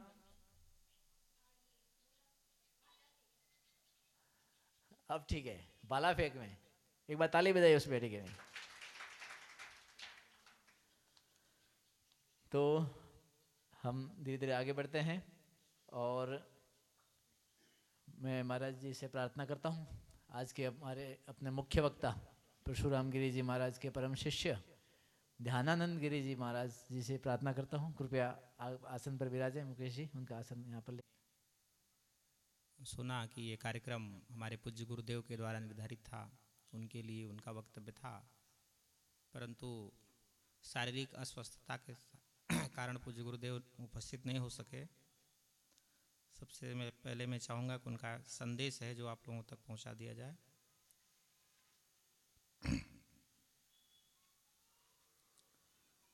पूज्य गुरुदेव का संदेश है, ओम नमो नारायणाय। भगवान वासुदेव श्री हरि नारायण से आप सभी के लिए विशेष मंगल कामनाएं। गीता जयंती के पावन परम पुनीत सुअवसर पर हमें मुख्य वक्ता के रूप में आप सभी ने आमंत्रित किया था, जिसके लिए हम जोशी जी एवं कार्यक्रम के समस्त आयोजक मंडल का आभार व्यक्त करता हूं। शारीरिक अस्वस्थता के कारण उपस्थित नहीं हो पा रहा हूं, इसका मुझे खेद है। कार्यक्रम किसी प्रकार से प्रभावित ना हो, आप लोगों को संत अनुपस्थिति ना अनुभूत हो, इसके लिए शिष्य को भेज रहा हूँ। सनातन के आधार गुरु, गौ, गंगा, गीता, गायत्री आदि के रक्षण, संवर्धन, उत्थान, प्रचार, प्रसार, विस्तार, किणवंतो विश्वार्यम हेतु आप सभी इस प्रकार सभा, गोष्ठी, उत्सव आदि का आयोजन आस्था, नैतिकता, एकता, ज्ञान का विस्तार करते रहें। हमारी ओर से कार्यक्रम में उपस्थित समस्त जनों एवं आप सभी आयोजक गण के जीवन में श्री कृष्ण के उपदेशों का आत्मसात कर सनातन का ध्वज विश्व में लहराते हुए श्री हरि की प्राप्ति करें। बहुत बहुत शुभकामनाएं। साधुवाद। श्रीमंत परशुराम गिरी जी। तो पूज्य गुरुदेव का ये संदेश आप लोगों तक पहुंच गया और हमारी तरफ से भी आयोजक मंडल, कार्यक्रम के में उपस्थित जितने भी हमारी माताएं, बहनें, शिक्षक गण, छात्र, सभी को ईशावास्यमिदं सर्वम यत्किंच जगत्याम जगत, यहाँ जो कुछ भी है सब कुछ ईश्वर से निर्मित, ईश्वर में ही उपस्थित, संरक्षित ईश्वर के द्वारा ही है, ईश्वर में ही है। इस भाव से आप सभी के अंतःकरण में विराजमान उस परमात्मा ईश्वर को ओम नमो नारायणाय। और अभी आज का जो विषय बताया गया है, कार्यक्रम जो है श्रीमद् भगवत गीता को लेकर, तो गीता जयंती शब्द थोड़ा सा प्रचलन में आ गया है, जो उचित नहीं लगता, क्योंकि जयंती शब्द उसके लिए प्रयोग किया जाता है जो इस संसार में अनुपस्थित हो चुका हो, और हमारी गीता जो है वह सनातन है, अनादि है, वह अनुपस्थित होने वाली नहीं है। तो अवतरण दिवस है और सबने अपना अपना कर्तव्य किया। गीता हमें कर्तव्य का उपदेश देती है, कर्म का उपदेश देती है। हमें भी अपने कर्म के लिए यहाँ विराजमान करा दिया गया है आयोजक मंडल के द्वारा। श्रीमद् भगवत गीता में भगवान श्री कृष्ण ने जो एक सनातन प्रश्न है, को हम, मैं कौन हूँ, इसका बड़ा सटीक उत्तर दिया है। और भी बहुत सारे विषय हैं जिन पर उन्होंने प्रकाश डाला है, आप सभी ने उस पर ज्ञानवर्धन कर दिया है। लगभग बाकी कुछ नहीं है, धर्म, कर्म, अकर्म सभी कुछ हो चुका है। तो हमें अपने यति धर्म के अनुसार आध्यात्मिक दृष्टि से भी थोड़ा विचार करना है। प्रश्न है को हम, मैं कौन हूँ। हम सृष्टि के पदार्थों पर बहुत बड़ी बड़ी फिलॉसफी कर चुके हैं। हमने पदार्थों को जाना, अणु को जाना, परमाणु को जाना, इलेक्ट्रॉन, प्रोटॉन, न्यूट्रॉन को जाना, में मिसान, पाए मिसान, के मिसान को जाना, यहाँ तक कि उसके और लघु सूक्ष्म रूप ध्वनि और प्रकाश तक को जाना। विज्ञान की दृष्टि से वर्तमान आधुनिक युग सब कुछ उसकी स्वीकृति है, उसकी मान्यता है। यहाँ ध्वनि विस्तार भी विज्ञान की देन है। तो लेकिन हमने कभी अपने आप पर विचार नहीं करते कि को हम, मैं कौन हूँ। इस पर भगवान श्री कृष्ण ने बड़ा सहज और सरल शाश्वत उत्तर दिया है अर्जुन के माध्यम से। ममे वांशे जीवलोके जीवभूतो सनातना। हम सभी जीव हैं, क्योंकि ये हमारा पंचभूत जो शरीर है यह यथार्थ सत्य नहीं है। शरीर को हमारे महर्षियों ने 5 भागों में बताया कि हमारी 5 तत्वों से 5 प्रकार की शरीर है। ये जो स्थूल शरीर है, इसके अंदर एक चेतना है जिसको हम प्राणमय कोश अथवा जीव कहते हैं। उसके अभाव में इस शरीर का राम नाम सत्य है, हो जाना निश्चित है। ये शरीर हम धारण किए हुए हैं किसके द्वारा? अपनी प्राण के द्वारा, जीव के द्वारा। ये शरीर सक्रिय हो रहा है, सब कुछ कर रहा है, सोच रहा है। ये शरीर एक यंत्रवत है, एक मोबाइल यंत्र की तरह है। और इसमें जो हमारा जीव है वो ईमेल आईडी की तरह है। नैनम छिद्राणि शस्त्रः नैनम दहति पावकः नैनम शोषयति मारुतः।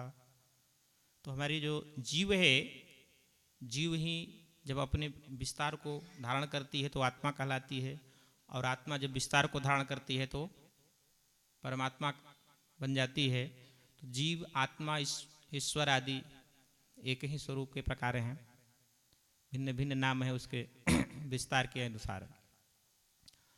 श्रीमद् भगवत गीता में भगवान श्री कृष्ण हमें अपनी अनुभूति कराते हैं कि को हम, मैं कौन हूँ, इस प्रश्न के का ही उत्तर देते हैं मूल रूप से। और हमको अपने आप को जानने के लिए एक बहुत सारे ग्रंथों में पढ़ने पर बहुत सारी चीज़ें क्लियर हो जाती हैं, जिससे हमें शरीरों का वर्णन मिल जाएगा वेदांत का यदि आप अध्ययन करेंगे तो। लेकिन एक चीज़ का वर्णन बहुत कम मिलता है, जिसके कारण बहुत बड़ी समस्या होती है हमें अपने सनातन के अध्यात्म को समझने में। क्योंकि कोई बात कही जाती है तो वह किस स्तर पर है, चेतना के, मैं चेतना की बात कर रहा हूँ, चेतना के किस स्तर पर है ये समझना मुश्किल हो जाता है। उसके लिए हमें अवस्था का भेद जानना बहुत आवश्यक है। जैसे कि अभी हम सभी सुनते हैं, जानते हैं, शिवोहम, व्याख्या करें तो शिव अहम, मैं शिव हूँ, या सोहम, जो सह अहम, जो मैं हूँ वही वह भी है, अर्थात हम में उसमें भेद नहीं है। वही बात भगवान श्री कृष्ण भी कह रहे हैं, ममे वांसे जीव लोके जीव भूतो सनातना, हम दोनों एक ही हैं, अलग भिन्न नहीं है। लेकिन समस्या कहाँ आ रही है? अब हम इस जान करके क्या हम अपने को ब्रह्म की अनुभूति कर पा रहे हैं? नहीं कर पा रहे हैं, क्योंकि हमने ये जो जाना ये केवल जागृत अवस्था में जाना है। इसके बाद अभी हम स्वप्न में जाएंगे, स्वप्न में हमें जो अभी यहाँ हम जिस तरह से हैं, जिस भाव में हैं, स्वप्न में ऐसा रह सकते हैं क्या? स्वप्न पर हमारा नियंत्रण होता है क्या? नहीं होता। जागृत, स्वप्न, सुषुप्ति और तुर्यावस्था, और जैसे जैसे हम एक एक अवस्था को पार करते हैं उसी तरह से एक एक हमारे शरीर का विस्तार होता है, हम एक एक दूसरे शरीर की चेतना में प्रवेश करते हैं। हम जागृत अवस्था में हमारी सारी चेतना स्थूल शरीर पर होती है, अन्नमय कोश पर होती है, और जैसे ही हम स्वप्न में जाते हैं तो हमारा प्राणमय कोश जो होता है, प्राणमय शरीर होता है, वह चेतन होता है, विज्ञानमय कोश है, आनंदमय कोश है। तो पंचकोश जो है उसकी एक एक चेतना हमारी अवस्था बदलते हुए चली जाती है। अभी जो लौकिक दृष्टि से, भौतिक दृष्टि से लोगों ने बताया है, बड़ा सुंदर वर्णन किया है, बहुत बहुत साधुवाद सभी के लिए। लेकिन आध्यात्मिक दृष्टि से जो सारथी और रथी का विषय है, ये समझना महत्वपूर्ण है। क्योंकि जब हम तुर्यावस्था, आप लोगों ने कहीं पढ़ा होगा, सुना होगा, आध्यात्म का चिंतन करेंगे, तुर्यावस्था होती है। जब हम उस तुर्यावस्था में जाते हैं तो हमें भौतिक चेतना का लगभग 99% लोप हो जाता है। हमें भौतिक चेतना नहीं रह जाती, हमारे आसपास कौन है, क्या है, हम कहाँ हैं, कैसे हैं, क्यों हैं, लगभग लोप हो जाता है। ऐसी अवस्था में जब हमें भौतिकता का भान नहीं होता तो हमें सब कुछ, जैसे वृद्धावस्था होती है, वृद्धावस्था में या ईश्वर कृपा से ऐसा किसी के साथ हो ना, नेत्रहीनता जिसको कहते हैं, अगर किसी को हो जाती है तो वो क्या करता है, जहाँ कोई निर्देश लेकर के जाएगा कि यहाँ आप जाओ, यहाँ जाओ, जैसा कि श्रीमद् भगवत गीता धर्मक्षेत्रे कुरुक्षेत्रे समवेतायुत्सवः, ये कौन पूछ रहा है? नेत्रहीन ही पूछ रहा है। तो जो दृष्टा है वो बता रहा है, वो जो निर्देश दे रहा है, जैसा वो कह रहा है, जबकि वो राजा है और वो उसका सेवक है। तो ये परिस्थिति आ जाती है जब कहीं से अक्षमता होती है हमारे अंदर, तो हमें सारथी का भी अनुदेशों का पालन करना पड़ता है। उस समय हमारी भौतिक अक्षमता हो जाती है, हमारा स्वप्नों पर नियंत्रण नहीं है। नियंत्रण किसका है? हमारे इष्ट का है, हमारे गुरु तत्व का है, हमारे गुरु तत्व का है। वह नियंत्रण जो है, जो हमारे गुरु तत्व का है, इष्ट का है, उसकी जब शाश्वत अनुभूति होती है तो वहीं अर्जुन कहते हैं तमादि देव पुरुष पुराण, आप आदि देव हो, पुराण पुरुष हो, सनातन हो, अविनाशी हो। मैं आपको समझ नहीं रहा था, वो उसकी अनुभूति कराते हैं। उस अनुभूति तक हर किसी को पहुंचना चाहिए।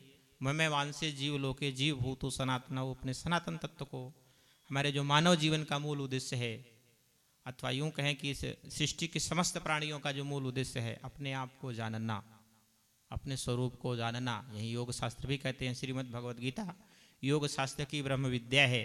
प्रत्येक अध्याय के अंत में लिखा हुआ है योग शास्त्रे ब्रह्म विद्यायाम अमुक अध्याय संपूर्णम। तो योग शास्त्र की ब्रह्म विद्या है।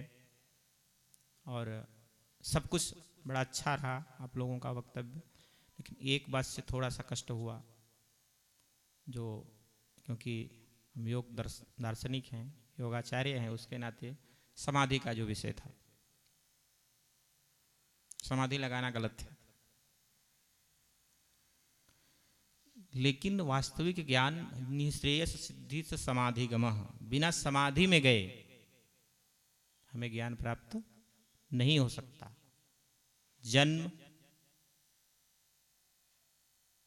कोई जन्म से सिद्ध होता है, औषधि मंत्र कोई तपस्या आदि से सिद्धियां मिलती हैं, लेकिन निःश्रेयस की सिद्धि जो है वो समाधि में जाने से होती है।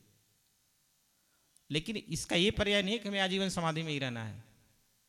जो हमें समाधि में मिला है, आने वाले पीढ़ियों को, आने वाले जीवात्माओं को कल्याण के लिए हमें उसको देना है, लेकिन मिलता समाधि में ही जाने से है, यहाँ वो मिल नहीं सकता। और आध्यात्मिक दृष्टि से सर्वधर्म परित्यज्य माम एकम शरणं व्रज, सर्वधर्म परित्यज्य माम एकम शरणं व्रज। यहाँ कोई शिक्षक है, कोई वकील है, कोई छात्र है, अलग अलग विधाओं से लोग हैं, सबका अपना अलग अलग कर्तव्य है। तो क्या शिक्षक यहाँ पढ़ा रहा है क्या बच्चों को अनार के दाने लाल लाल आम खाते मिट्ठू लाल? कोई शिक्षक नहीं पढ़ा रहा है। कोई वकील साहब कोई यहाँ,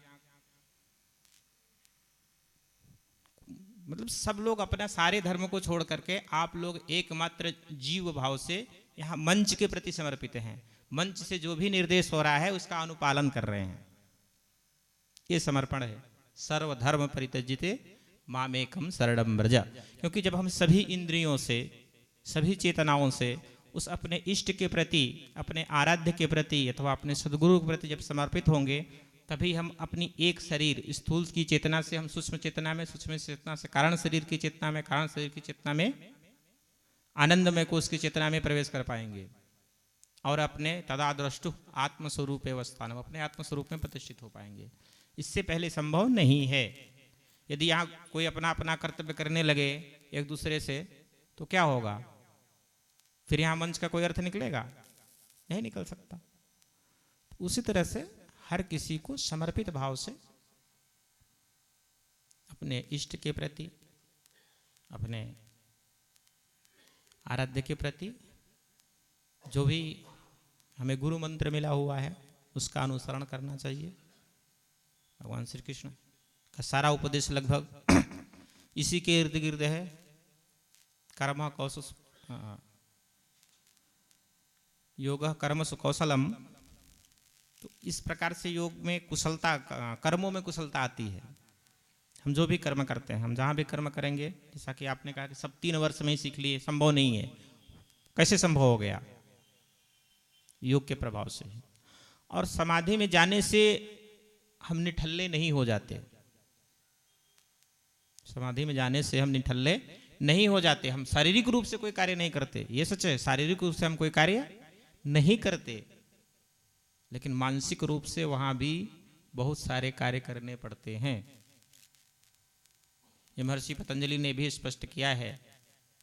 उन्होंने ध्यान, धारणा, ध्यान और समाधि को संयम शब्द से तीनों को संबोधित किया। और अगले सूत्र में बताया, कंठ कूपे छुत पिपासा निवृत्ति। यदि हम कंठ में संयम कर लें अपने ध्यान धारणा आदि का, भूख और प्यास से निवृत्त हो जाएंगे। सूर्य संयमात, यदि सूर्य पे संयम करते हैं तो हमें प्रकृति का ज्ञान होगा। तारा संयम, चंद्रे संयमात काय भी हो ज्ञानम, हमें अपने शरीर की संरचना का सारा ज्ञान प्राप्त हो जाएगा। हमें अपने शरीर की सारी संरचना का ज्ञान प्राप्त हो जाएगा चंद्रमा पर संयम करने से।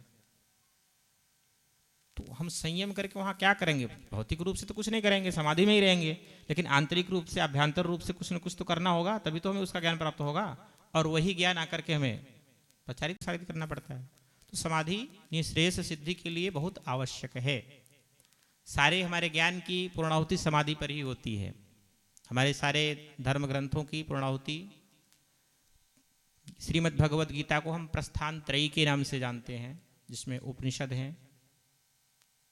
श्रीमद् भगवद गीता है, श्रीमद् प्रस्थान त्रयी में प्रस्थान के लिए, क्योंकि हमारी माताएं बैठी हैं, इनका एक नाम भवानी है, भवानी, संसार में लाने वाली, संसार में लाने वाली, इसलिए वो माँ भवानी है।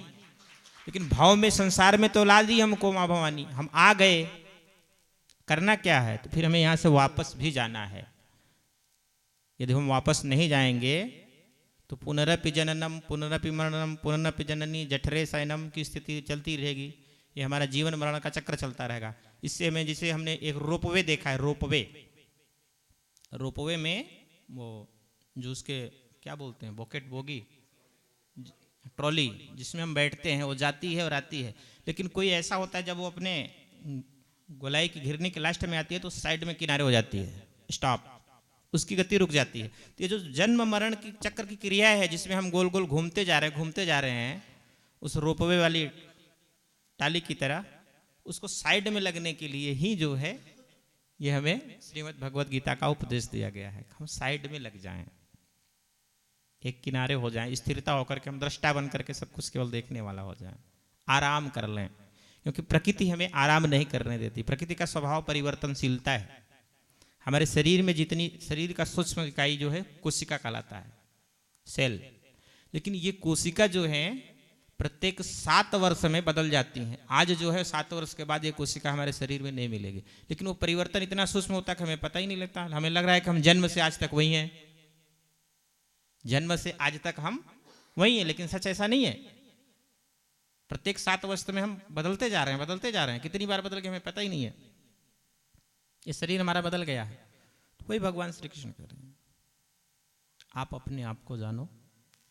उसके लिए उन्होंने समता का उपदेश दिया, हर परिस्थिति में सम रहो। आपने देखा होगा एक वो पानी लेके चलने वाले क्या बोलते थे, पटेवा, बिस्ती पटेवा जो भी बोलते हैं, कंधे पर रख के लेके चलते हैं। एक भार आगे होता है, अब तो उसका लोप हो गया, वो वैसा कोई करने वाला नहीं है, क्योंकि पहले घड़े से पानी वगैरह लाते थे, बोझ लेके आते थे, अब तो पानी नल में आ गया, टोटी में आ रहा है, उसकी उपयोगिता ही समाप्त हो गई। आने वाली पीढ़ियाँ उस उदाहरण को समझना मुश्किल हो जाएगा। तो हमारा जीवन जो है हम किसके द्वारा धारण करते हैं? पितरों के द्वारा। जीवन हम धारण इस संसार में पितरों के द्वारा करते हैं, और पालन पोषण देवताओं के द्वारा होता है। तो अगर हम बटेवा का उदाहरण ले रहे हैं तो उसके एक भाग में क्या है, एक और देवता है और एक और हमारे पितृ हैं। दोनों का संतुलन है जीवन। यदि दोनों में से एक भी असंतुलित हो गया, अप डाउन हुआ, तो हमारे जीवन में कहीं ना कहीं उथल पुथल मच जाती है,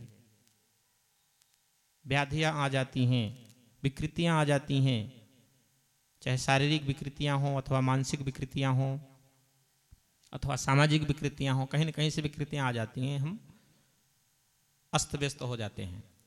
ऐसी अस्त व्यस्त परिस्थिति से बचने के लिए हम दोनों का संतुलन करते हैं। भगवान श्री कृष्ण क्या कह रहे हैं? वषट्कारा नाम स्वधा अस्मि। वषट्कारों में मैं स्वधा हूं। स्वधा अर्थात पितरों के लिए स्वधा होता है, मैं पितृ हूं।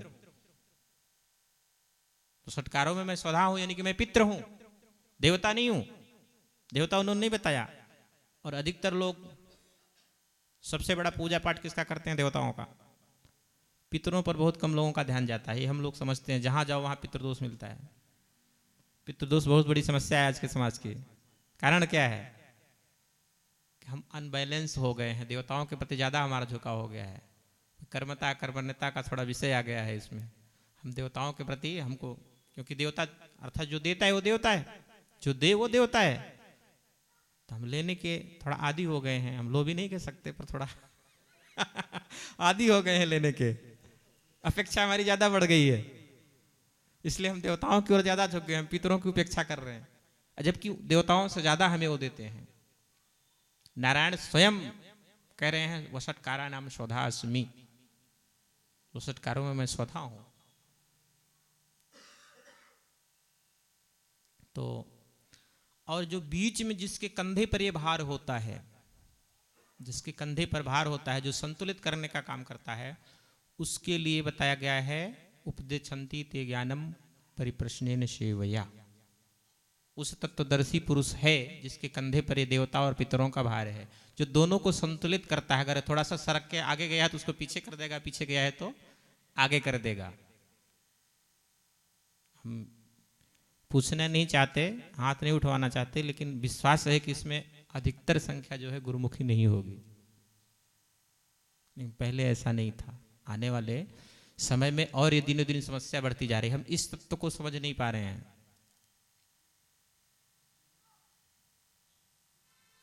शब्द है गुरु उन्मुख। गुरु उन्मुख। अभी भव आनी को तो समझ लिया कि भव आनी, भव में लाने वाली, लेकिन भव से हम जाएं कैसे? भव से जाने के लिए क्या हमारे लिए गुरु तत्व है। गुरु कोई व्यक्ति विशेष नहीं है, वह तत्व है। हाँ, जिस पिंड पर वह जितना चैतन्य होता है उसको गुरु के रूप में उतना ही पूजा जाता है, उतनी मान्यता दी जाती है। तो गुरु तत्व है। वह गुरु तत्व जो है वह हमें कहाँ लेके जाता है? वो ये जन्म मरण की जो चक्र है, घिरनी है, उससे किनारे साइड में खड़ा कर लेता है। वो अपनी ओर खींच लेता है, आकर्षित कर लेता है। और जब हम उसके ईशत्व में, यानी उसके इष्ट में, उसके ईशत्व में, उसके आदेश निर्देश सर्वधर्म परित्यज्य मामेकम शरणम भज की स्थिति में आ जाते हैं, शिष्य होते हैं। और जिस दिन मानस में बहुत सुंदर चपाई आई है, जो तुम्हें जानई तुम्हें होई जाई, अर्थात हमें तुम्हें भेद नहीं बचेगा। उस दिन हम क्या होते हैं? चेला। वास्तव में चेला शब्द नहीं है, वो चोला शब्द है। चोला, ये इसको हम क्या कहते हैं? वस्त्र को चोला। अर्थात तो उस पिंड शरीर में और इस पिंड शरीर में, जो गुरु जिसको गुरु के नाम से हम जान रहे हैं, संबोधित कर रहे हैं, उस पिंड शरीर की चेतना और इस जिसको हम शिष्य के नाम से जान रहे हैं, इस पिंड की शरीर की चेतना दोनों क्या है? सम हो गई है, एक बराबर हो गई। तो हम क्या हैं? एक चोले के समान है, आंतरिक भेद नहीं है। श्रीमद् भगवद गीता परमहंस संहिता है। क्या है? परमहंस संहिता है।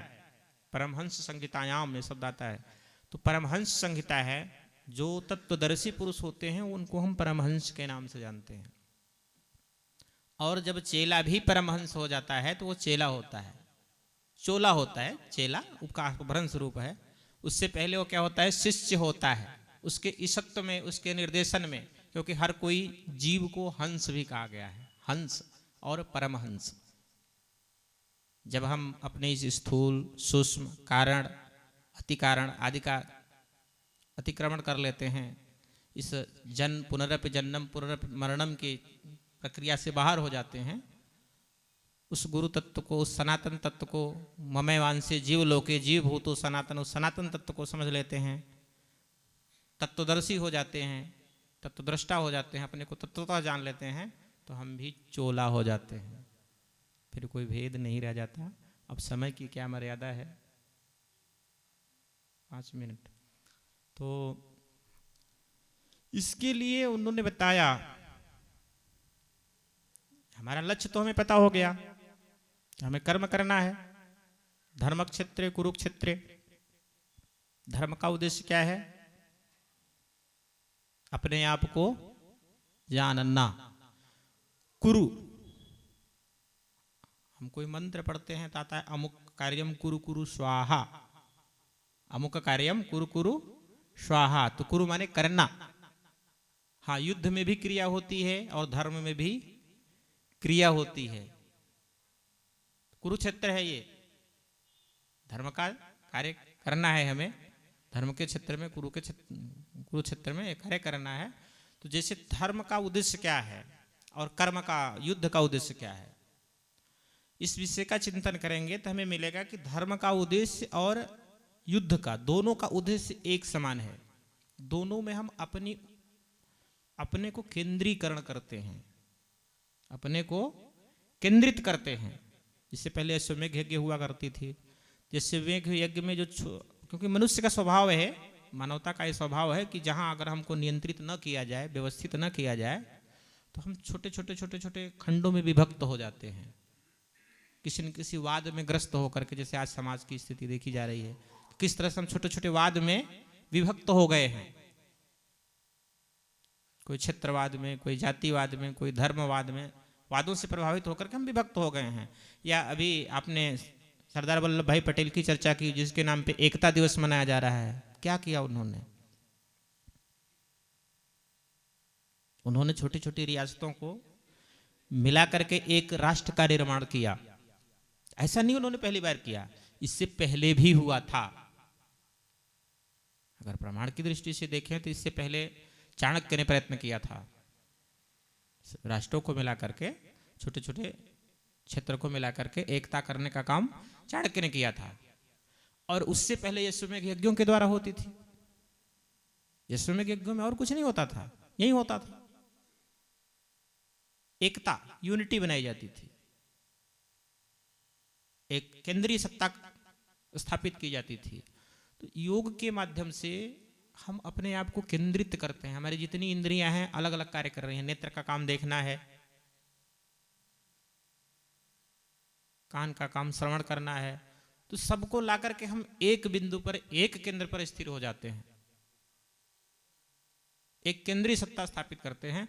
और उस केंद्र से जो हमें निर्देश मिलता है सब उसी का पालन करते हैं, उससे अलग हटकर कुछ करने के लिए नहीं कहा गया है। इस केंद्रीय सत्ता का सृजन करने के लिए श्रीमद् भगवत गीता का उपदेश है।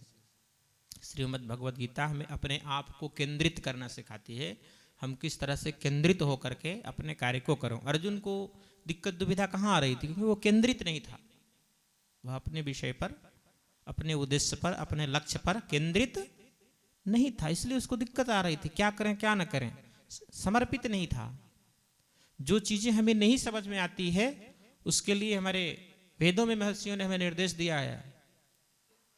आप नहीं जानते, सबसे पहले तो वेदों की ओर हो जाओ, वेदों को जानो, वेदों के अनुसार चलो। लेकिन हम वेद जानते नहीं, क्या करें? तो वेद जानने वाले जो कह रहे हैं, जैसा चल रहे हैं, वो बताया गया, उनका अनुसरण करो। यदि हम खुद जानते हैं तो हम चलें, अनुपालन करें। यदि नहीं जानते हैं तो क्या करें? अनुसरण करें। अनुसरण करने के लिए, और अनुसरण पूरी तरह से तभी सफल होगा जब हमारा समर्पण होगा। यदि समर्पण नहीं है तो अनुसरण भी संभव नहीं होगा। यहां आने के लिए, यहां कुछ करने के लिए थोड़ी सी हम अपने मन की कर लें, थोड़ी सी आपके अनुसार कर लें तो क्या होगा? हमारा मन कर दिया, हम उस गली में घूम गए, फिर यहां पहुंचेंगे ही नहीं। तो आज से लगभग 5000 पौने 200 वर्ष पूर्व भगवान श्री कृष्ण का जो उपदेश था अर्जुन को, वो आज भी उतना ही प्रासंगिक है जितना उस काल में खंड में प्रासंगिक था। क्योंकि वह ज्ञान जो है वो सनातन है, जीव के लिए है, सनातन सत्ता के लिए है। उसका काल का कोई प्रभाव ही नहीं पड़ने वाला है, काल का उस पर कोई प्रभाव पड़ने वाला नहीं है। जो चीजें काल की विवक्षा में परिवर्तनीय होती हैं, प्रभावित होती हैं, वो चीजें जो है उपयोगी अनुपयोगी हो सकती हैं, लेकिन श्रीमद् भगवद गीता कभी अनुपयोगी नहीं हो सकती। हाँ, ये है कि आने वाली पीढ़ियां, ज्ञान को बढ़ाने वाली पीढ़ियां उसको न समझ पाएं। जैसे कभी सूर्य को भगवान श्री कृष्ण कहते हैं, हमने कभी सूर्य को यह ज्ञान दिया था, सूर्य से मनु को आया, मनु से आने वाली पीढ़ियों में चलता रहा, धीरे धीरे विस्मित हो गया। कोई नया नहीं वो दिए, फिर मैं आपको दे रहा हूं, फिर जरूरत पड़ेगी देना पड़ेगा। क्योंकि ये हमारा स्वभाव है कि 10 वर्ष में हमारा व्यवहार बदल जाता है। आज हमारे आपके अंदर जो व्यवहार है वो 10 वर्ष के बाद नहीं रहेगा, उसमें परिवर्तन आएगा। और 100 वर्ष में समाज बदलता है। जो सामाजिक परिवेश आज समाज की नैतिकता व्यवस्था दिख रही है, 100 वर्ष पूर्व ये नहीं थी, न आने वाले 100 वर्षों में बचेगी। इसमें परिवर्तन होगा। और 1000 वर्ष में भाषा बदल जाती है। आज से जो 1000 वर्ष पहले जो भाषा बोली जाती थी वो मैं नहीं बोल रहा हूं। आज जो मैं बोल रहा हूं, आने वाले 1000 वर्षों में ये भाषा नहीं रह जाएगी, इसमें परिवर्तन हो जाएगा। ये हमारा परिवर्तन का क्रम है, क्योंकि ये पंचभूत जो है परिवर्तित हैं, पल पल परिवर्तित हैं, एक क्षण भी स्थिर नहीं है। सब गति कर रहे हैं, प्रत्येक अणु परमाणु गतिशील हैं, इस गतिशीलता में इसको भी वो तिरोहित कर देते हैं, स्थिरता नहीं रहने देते। अब सोचिए 5000 पौने 200 वर्ष हो गए श्रीमद् भगवत गीता को अवतरित हुए इस धराधाम पर, तो 5 बार तो भाषा पूरी तरह से बदल गई और लगभग 52 बार हमारी सामाजिक व्यवस्था बदल गई। हमारे विचार कितने बदले इसकी तो गणना ही संभव नहीं है, ना हो सकता है। तो इस परिवर्तन में भी, इतनी परिवर्तन के बाद भी श्रीमद् भगवत गीता का ज्ञान हम तक पहुंचा है, आगे भी पहुंचता रहेगा। सारे परिवर्तन के साथ साथ, क्योंकि निरंतरता भी, अगर परिवर्तन है तो परिवर्तन के साथ दूसरा सत्य क्या है? निरंतरता। अभी मैं चित्रकूट गया था थोड़े दिन पहले, तो वहाँ 108 वर्षों से श्री राम जय जय राम वहाँ कीर्तन चल रही थी 108 वर्षों से, लेकिन वहाँ करने वाला कोई 108 वर्ष का व्यक्ति नहीं था, न संकल्प लेने वाला था। लेकिन निरंतरता है, जैसे अभी कोशिकाओं की बात हुई है, जन्म की एक भी कोशिका नहीं है हमारे शरीर में, लेकिन निरंतरता है उसकी। एक समाप्त होने से पहले एक को जन्म दे रही है, एक को जन्म दे रही है। और सबसे महत्वपूर्ण बात कि कोई शब्द कुछ मायने नहीं रखता, कोई विचार कुछ मायने नहीं रखता। मायने जो रखती है हमारी धारणा मायने रखती है। हम जो कहा जा रहा है वह हमें उसी रूप में समझ में आएगा, उसी भाव में समझ में आएगा हमारी जैसी धारणा होगी। यदि हमारी धारणा गलत होगी तो उसका अर्थ हमें दूसरी ओर लेके जाएगा। जिसे हम श्रीमद् भगवत गीता में देख लें, हमें जो गीता मिली है भगवान श्री कृष्ण के द्वारा दी हुई गीता नहीं है, उन्होंने अर्जुन को ही केवल बताया था। भगवान श्री कृष्ण ने अर्जुन को बताया था, लेकिन उसको देख करके संजय के द्वारा जो धृतराष्ट्र को दी गई है वो हमारे पास है। अब एक ही व्यक्ति में कितना परिवर्तन हो गया। धृतराष्ट्र को समझ में आई, अर्जुन को तो समझ में आई। उसने कहा तमादि देव पुरुष पुराणा, आप ही सब कुछ हो, आप विश्व के निधान हो, आप ही परम पुरुष हो, महापुरुष हो। क्षमा भी मांगी कि हम मित्र सखा के भाव से जो कहे कि उसके लिए क्षमा भी कर लो, लेकिन ये बात धृतराष्ट्र को समझ में नहीं आई। यदि समझ में आई होती तो क्या भीष्म को गले लगाने जाते? पूरी महाभारत समाप्त होने के बाद भी नहीं आई। तो ये हमारी धारणा के ऊपर निर्भर करता है, हमारी धारणा क्या है, उसी के अनुसार हम उस शब्द को ग्रहण करते हैं। लेकिन सौभाग्य का विषय है कि हम सनातनियों की धारणा आज भी है, तभी हम इतने लोग उस श्रीमद् भगवत गीता को 5000 पौने 200 सालों के बाद भी समझने के लिए प्रयत्नशील हैं। और आप लोग इसी तरह से गोष्ठी सभा कार्यक्रम का आयोजन करते रहें। धर्म कर्म सनातन, और जैसा गुरुदेव का उपदेश था, आप लोगों को संदेश था, गुरु गंगा गीता गायत्री हमारे जो पंच कार्य हैं, गौ आदि को रक्षण संरक्षण संवर्धन होता रहे। सनातन संस्कृति का जो उद्देश्य है किडमंतो विश्वार्यम, यद्यपि हम थे भी पहले कभी पूरा विश्व आर्य था, आर्य संस्कृति थी। आज जिसको हम बड़ा ज्ञानी विज्ञानी समझते हैं, ये कौन सा महीना चल रहा है? दिसंबर। दिसंबर विशुद्ध संस्कृत का शब्द है। 10 अंबर, आकाश का 10। अब किसी की जीवा टूट गई हो दिसंबर बोल दे तो अलग विषय है, लेकिन शुद्ध शब्द क्या है? 10 अंबर, आकाश का 10वां भाग। इससे पहले भी था 9 अंबर, 7 अंबर, आकाश का 7वां भाग, 8वां भाग, 9वां भाग, 10वां भाग। 11वां क्यों नहीं है? 12वां क्यों नहीं है? समाप्त है 10 अंबर के बाद, क्योंकि उनके यहां उन्होंने इतना ही ग्रहण किया था, आगे नहीं ग्रहण कर पाए। फिर आगे उन्होंने देखा कि हमारी काल गणना तो सब अव्यवस्थित हो जा रही है, तो एक उनका जो मार्गदर्शक हुआ एक तरह से, या जो भी हुआ, नेतृत्व करता हुआ राजा हुआ, जूलियस सीजर, उसके नाम पर उन्होंने एक महीना जोड़ लिया, जुलाई। उसके सम्मान में 31 का कर दिया, फरवरी से निकाल के। उसके एक और हुआ परिवर्तन अगस्टाइन, 1 महीना वहां से जोड़ लिया अगस्त, तो 12 महीना उन्होंने पूरा कर लिया। लेकिन हम उससे कई अरबों साल पहले सौर मास और चंद्र मास दोनों को जानते समझते थे, दोनों को एक मिला के चलते हैं। एक और अभी संस्कृति है हिजरी सम्मत, सबके लिए 1 शताब्दी 100 साल होगा तो उसके लिए 103 साल हो जाएगा, क्योंकि वो सूर्य मास को नहीं जानते, उनका सौर्य मास से लेना देना नहीं, केवल चंद्र मास को जानते हैं। और चंद्रमा प्रत्येक वर्ष सूर्य मास की अपेक्षा 11 दिन उसका प्लस होता है। 1 महीने में 3 वर्ष में हम तो एक अहमस्पति वेदों में कहा गया, अहमस्पतये नमः, वैदिक मंत्रों में अहमस्पति कहा गया, अधिक मास पुरुषोत्तम मास, उसको लेकर के हम जो है बराबर सूर्य मास चंद्र मास को बराबर कर लेते हैं। एक संस्कृति है वो भागी जा रही है, भागी जा रही है, रुकने का नाम ही नहीं ले रही है। तो ये सारी संस्कृतियां जोड़ी घटाई बनाई तोड़ी गई हैं, पूर्ण नहीं है। सनातन जो है संपूर्ण था, संपूर्ण है, संपूर्ण रहेगा, लेकिन इसका प्रचार प्रसार हम लोग ठीक से नहीं कर पा रहे हैं वर्तमान में। और इसके जो मान बिंदु हैं सनातन के, उन मान बिंदुओं की हम रक्षा नहीं कर पा रहे हैं वर्तमान में।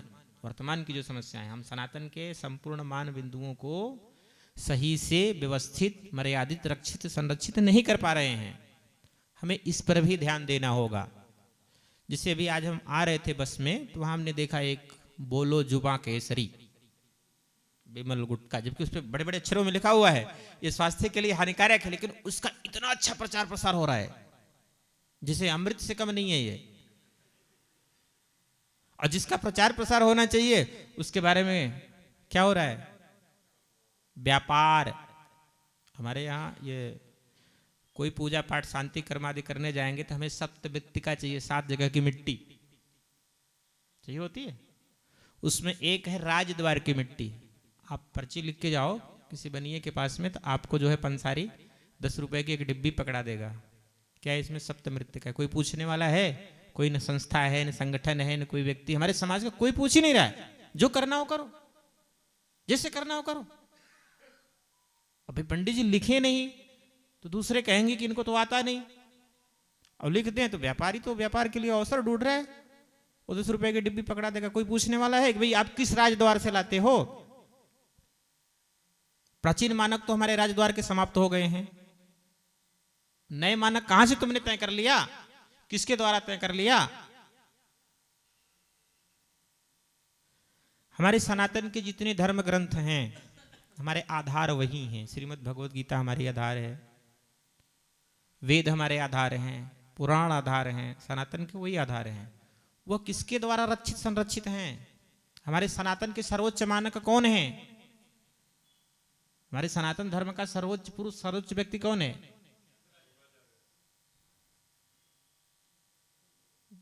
गलत तो नहीं है लेकिन पूरा सही भी नहीं है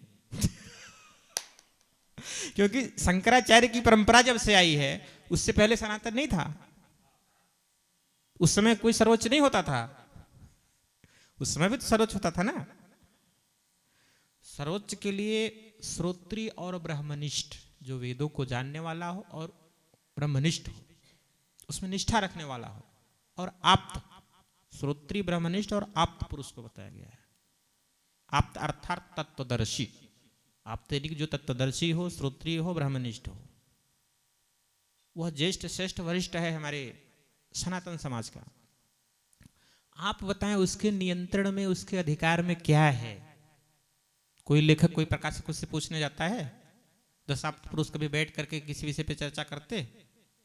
कभी नहीं। ये हमारी वर्तमान की समस्या है। सर्वाधिकार किसके अधीन है? प्रकाशक के अधीन है। आयुर्वेद किसकी संपत्ति है? हमारे महर्षियों की। उन्होंने गुफाओं कंदराओं में बैठ करके जो ज्ञान को अर्जन किया, आज वो इंडियन मेडिकल एसोसिएशन के अधिकार में है। जो चाहेगा, जैसे चाहेगा वैसे वो पढ़ेगा, पढ़ाएगा, उसका व्यापार करेगा। गुरु शिष्य परंपरा का कोई अर्थ नहीं, कोई लेना देना नहीं। हम अपना अधिकारी खो के बैठे हुए हैं। एक आता है घी, काऊ घी, देसी गाय का घी, शुद्ध घी, लेकिन ये केवल पूजा के लिए, खाने के लिए नहीं है, क्योंकि खाओगे तो मर जाओगे, भेद आपका उसका खुल जाएगा। जो उसने शुद्धता का और देसी का मोहर बांड लगा के दिया हुआ है, उसका भेद खुल जाएगा। कोई पूछने वाला नहीं। जो चीज हम खा नहीं सकते उससे ईश्वर की पूजा कैसे कर सकते हैं? कोई पूछ रहा है आज? क्यों नहीं पूछ रहा है? जो चीज हम खा नहीं सकते, जबकि घृत के लिए मानक दिया है हमारे महर्षियों ने कि आप मक्खन को निकाल लो और धूप में रखो, धूप से पिघल करके जो निकले उससे आप होम हवन करो, पूजा करो। शेष जो बचता है उसको आप अग्नि पर एक बार चढ़ा दिए तो पूजा के योग्य नहीं है। शेष जो बचता है मक्खन में, शाम को उसको आप अग्नि पर चढ़ाओ और उसको निकाल के ग्रहण कर लो, आप खाओ, भोग लगाओ, कोई दिक्कत नहीं। लेकिन ईश्वर के लिए, पूजा के लिए, होम हवन के लिए क्या करना है? केवल जो धूप से निकले पिघल करके वो इतना ही, और मुश्किल से 50% भी नहीं निकलेगा।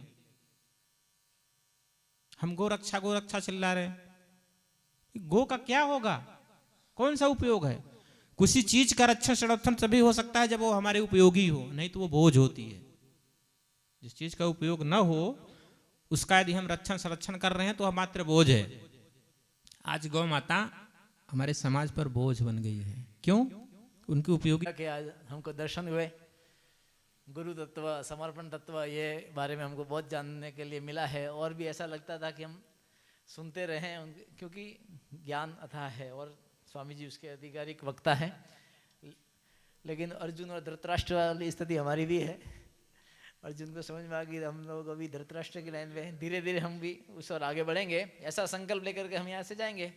और उतना में भी समझ में नहीं आए तो हमारे, जब मैं झुंझुनू प्राथमिक शिक्षा वर्ग में था, भाई विभाग संघचालक जी से जस जी बाबा जी, वो कहते हैं भाई अर्जुन को 18 अध्याय समझाए कृष्ण ने, उस समय संघ नहीं था, नहीं तो मेरे जैसा होता तो कहता कि अर्जुन उत्तिष्ठ निकृपैन कुरु, और वही उसने बोला करिष्ये वचनम तव, वही तो है। हमको ये सब तत्व दर्शन कम समझ में आता है, तो संघ की योजना से काम करना, राष्ट्र समाज के लिए कर्म योगी बनना, ये एक संदेश है हम सब के लिए, विद्यार्थियों के लिए, अपने विद्या क्षेत्र में आगे बढ़ें। तो गुरु इस गीता अवतरण दिवस की पूर्व संध्या पर आप सबको गीता जयंती और गीता अवतरण दिवस की बहुत बहुत शुभकामनाएं, साधुवाद, हार्दिक शुभेच्छाएं। और हम बहुत सौभाग्यशाली हैं कि आज पूज्य श्री ध्यानानंद गिरी जी, एक युवा सन्यासी का सानिध्य हमको प्राप्त हुआ। तो हम सब कल गीता जन्मोत्सव या अवतरण दिवस अपने अपने विद्यालय में, अपने अपने संस्थान में, अपने अपने घर पे मनाना है। उसके लिए हमने पहले 2 आयोजन पहले किए हैं, इसको समझिए। हमने पहले क्यों किए हैं? इसलिए किए हैं कि हम सब लोग उसके बारे में थोड़ी जानकारी प्राप्त कर लेते। 2 दिन में हमने जितना भी सीखा है, जितना अपने को समझ में आया है, उतना उसके प्रचार प्रसार में हमको लगना है। आपके आसपास के मोहल्ले में, अपने संस्थान में, अपने विद्यालय में, जहाँ भी आपको मौका मिलता है, गीता जन्मोत्सव से लेकर के अवतरण प्राकट्य दिवस से लेकर के और पखवाड़ा सप्ताह जैसा भी आप संपन्न कर सकते हैं अपने अपने संस्थान में कीजिए। इसको निमित्त बना करके इसकी जो तत्व दर्शन हमने सीखे हैं ऐसा। तो फटाफट मैं नाम बोलता हूँ, चूंकि घोषणा हमने कर दी थी कि विद्यार्थियों को हाथों हाथ पुरस्कार भी देंगे, इसलिए अशोक जी कृपया आगे आइए और अपना नगद पुरस्कार ग्रहण कीजिए स्वामी जी।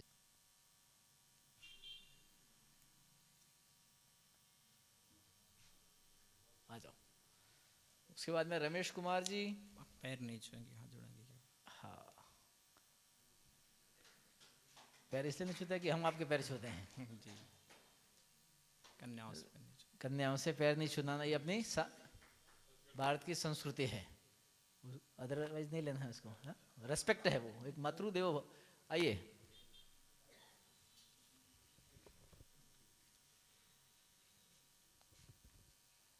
विष्णु जी,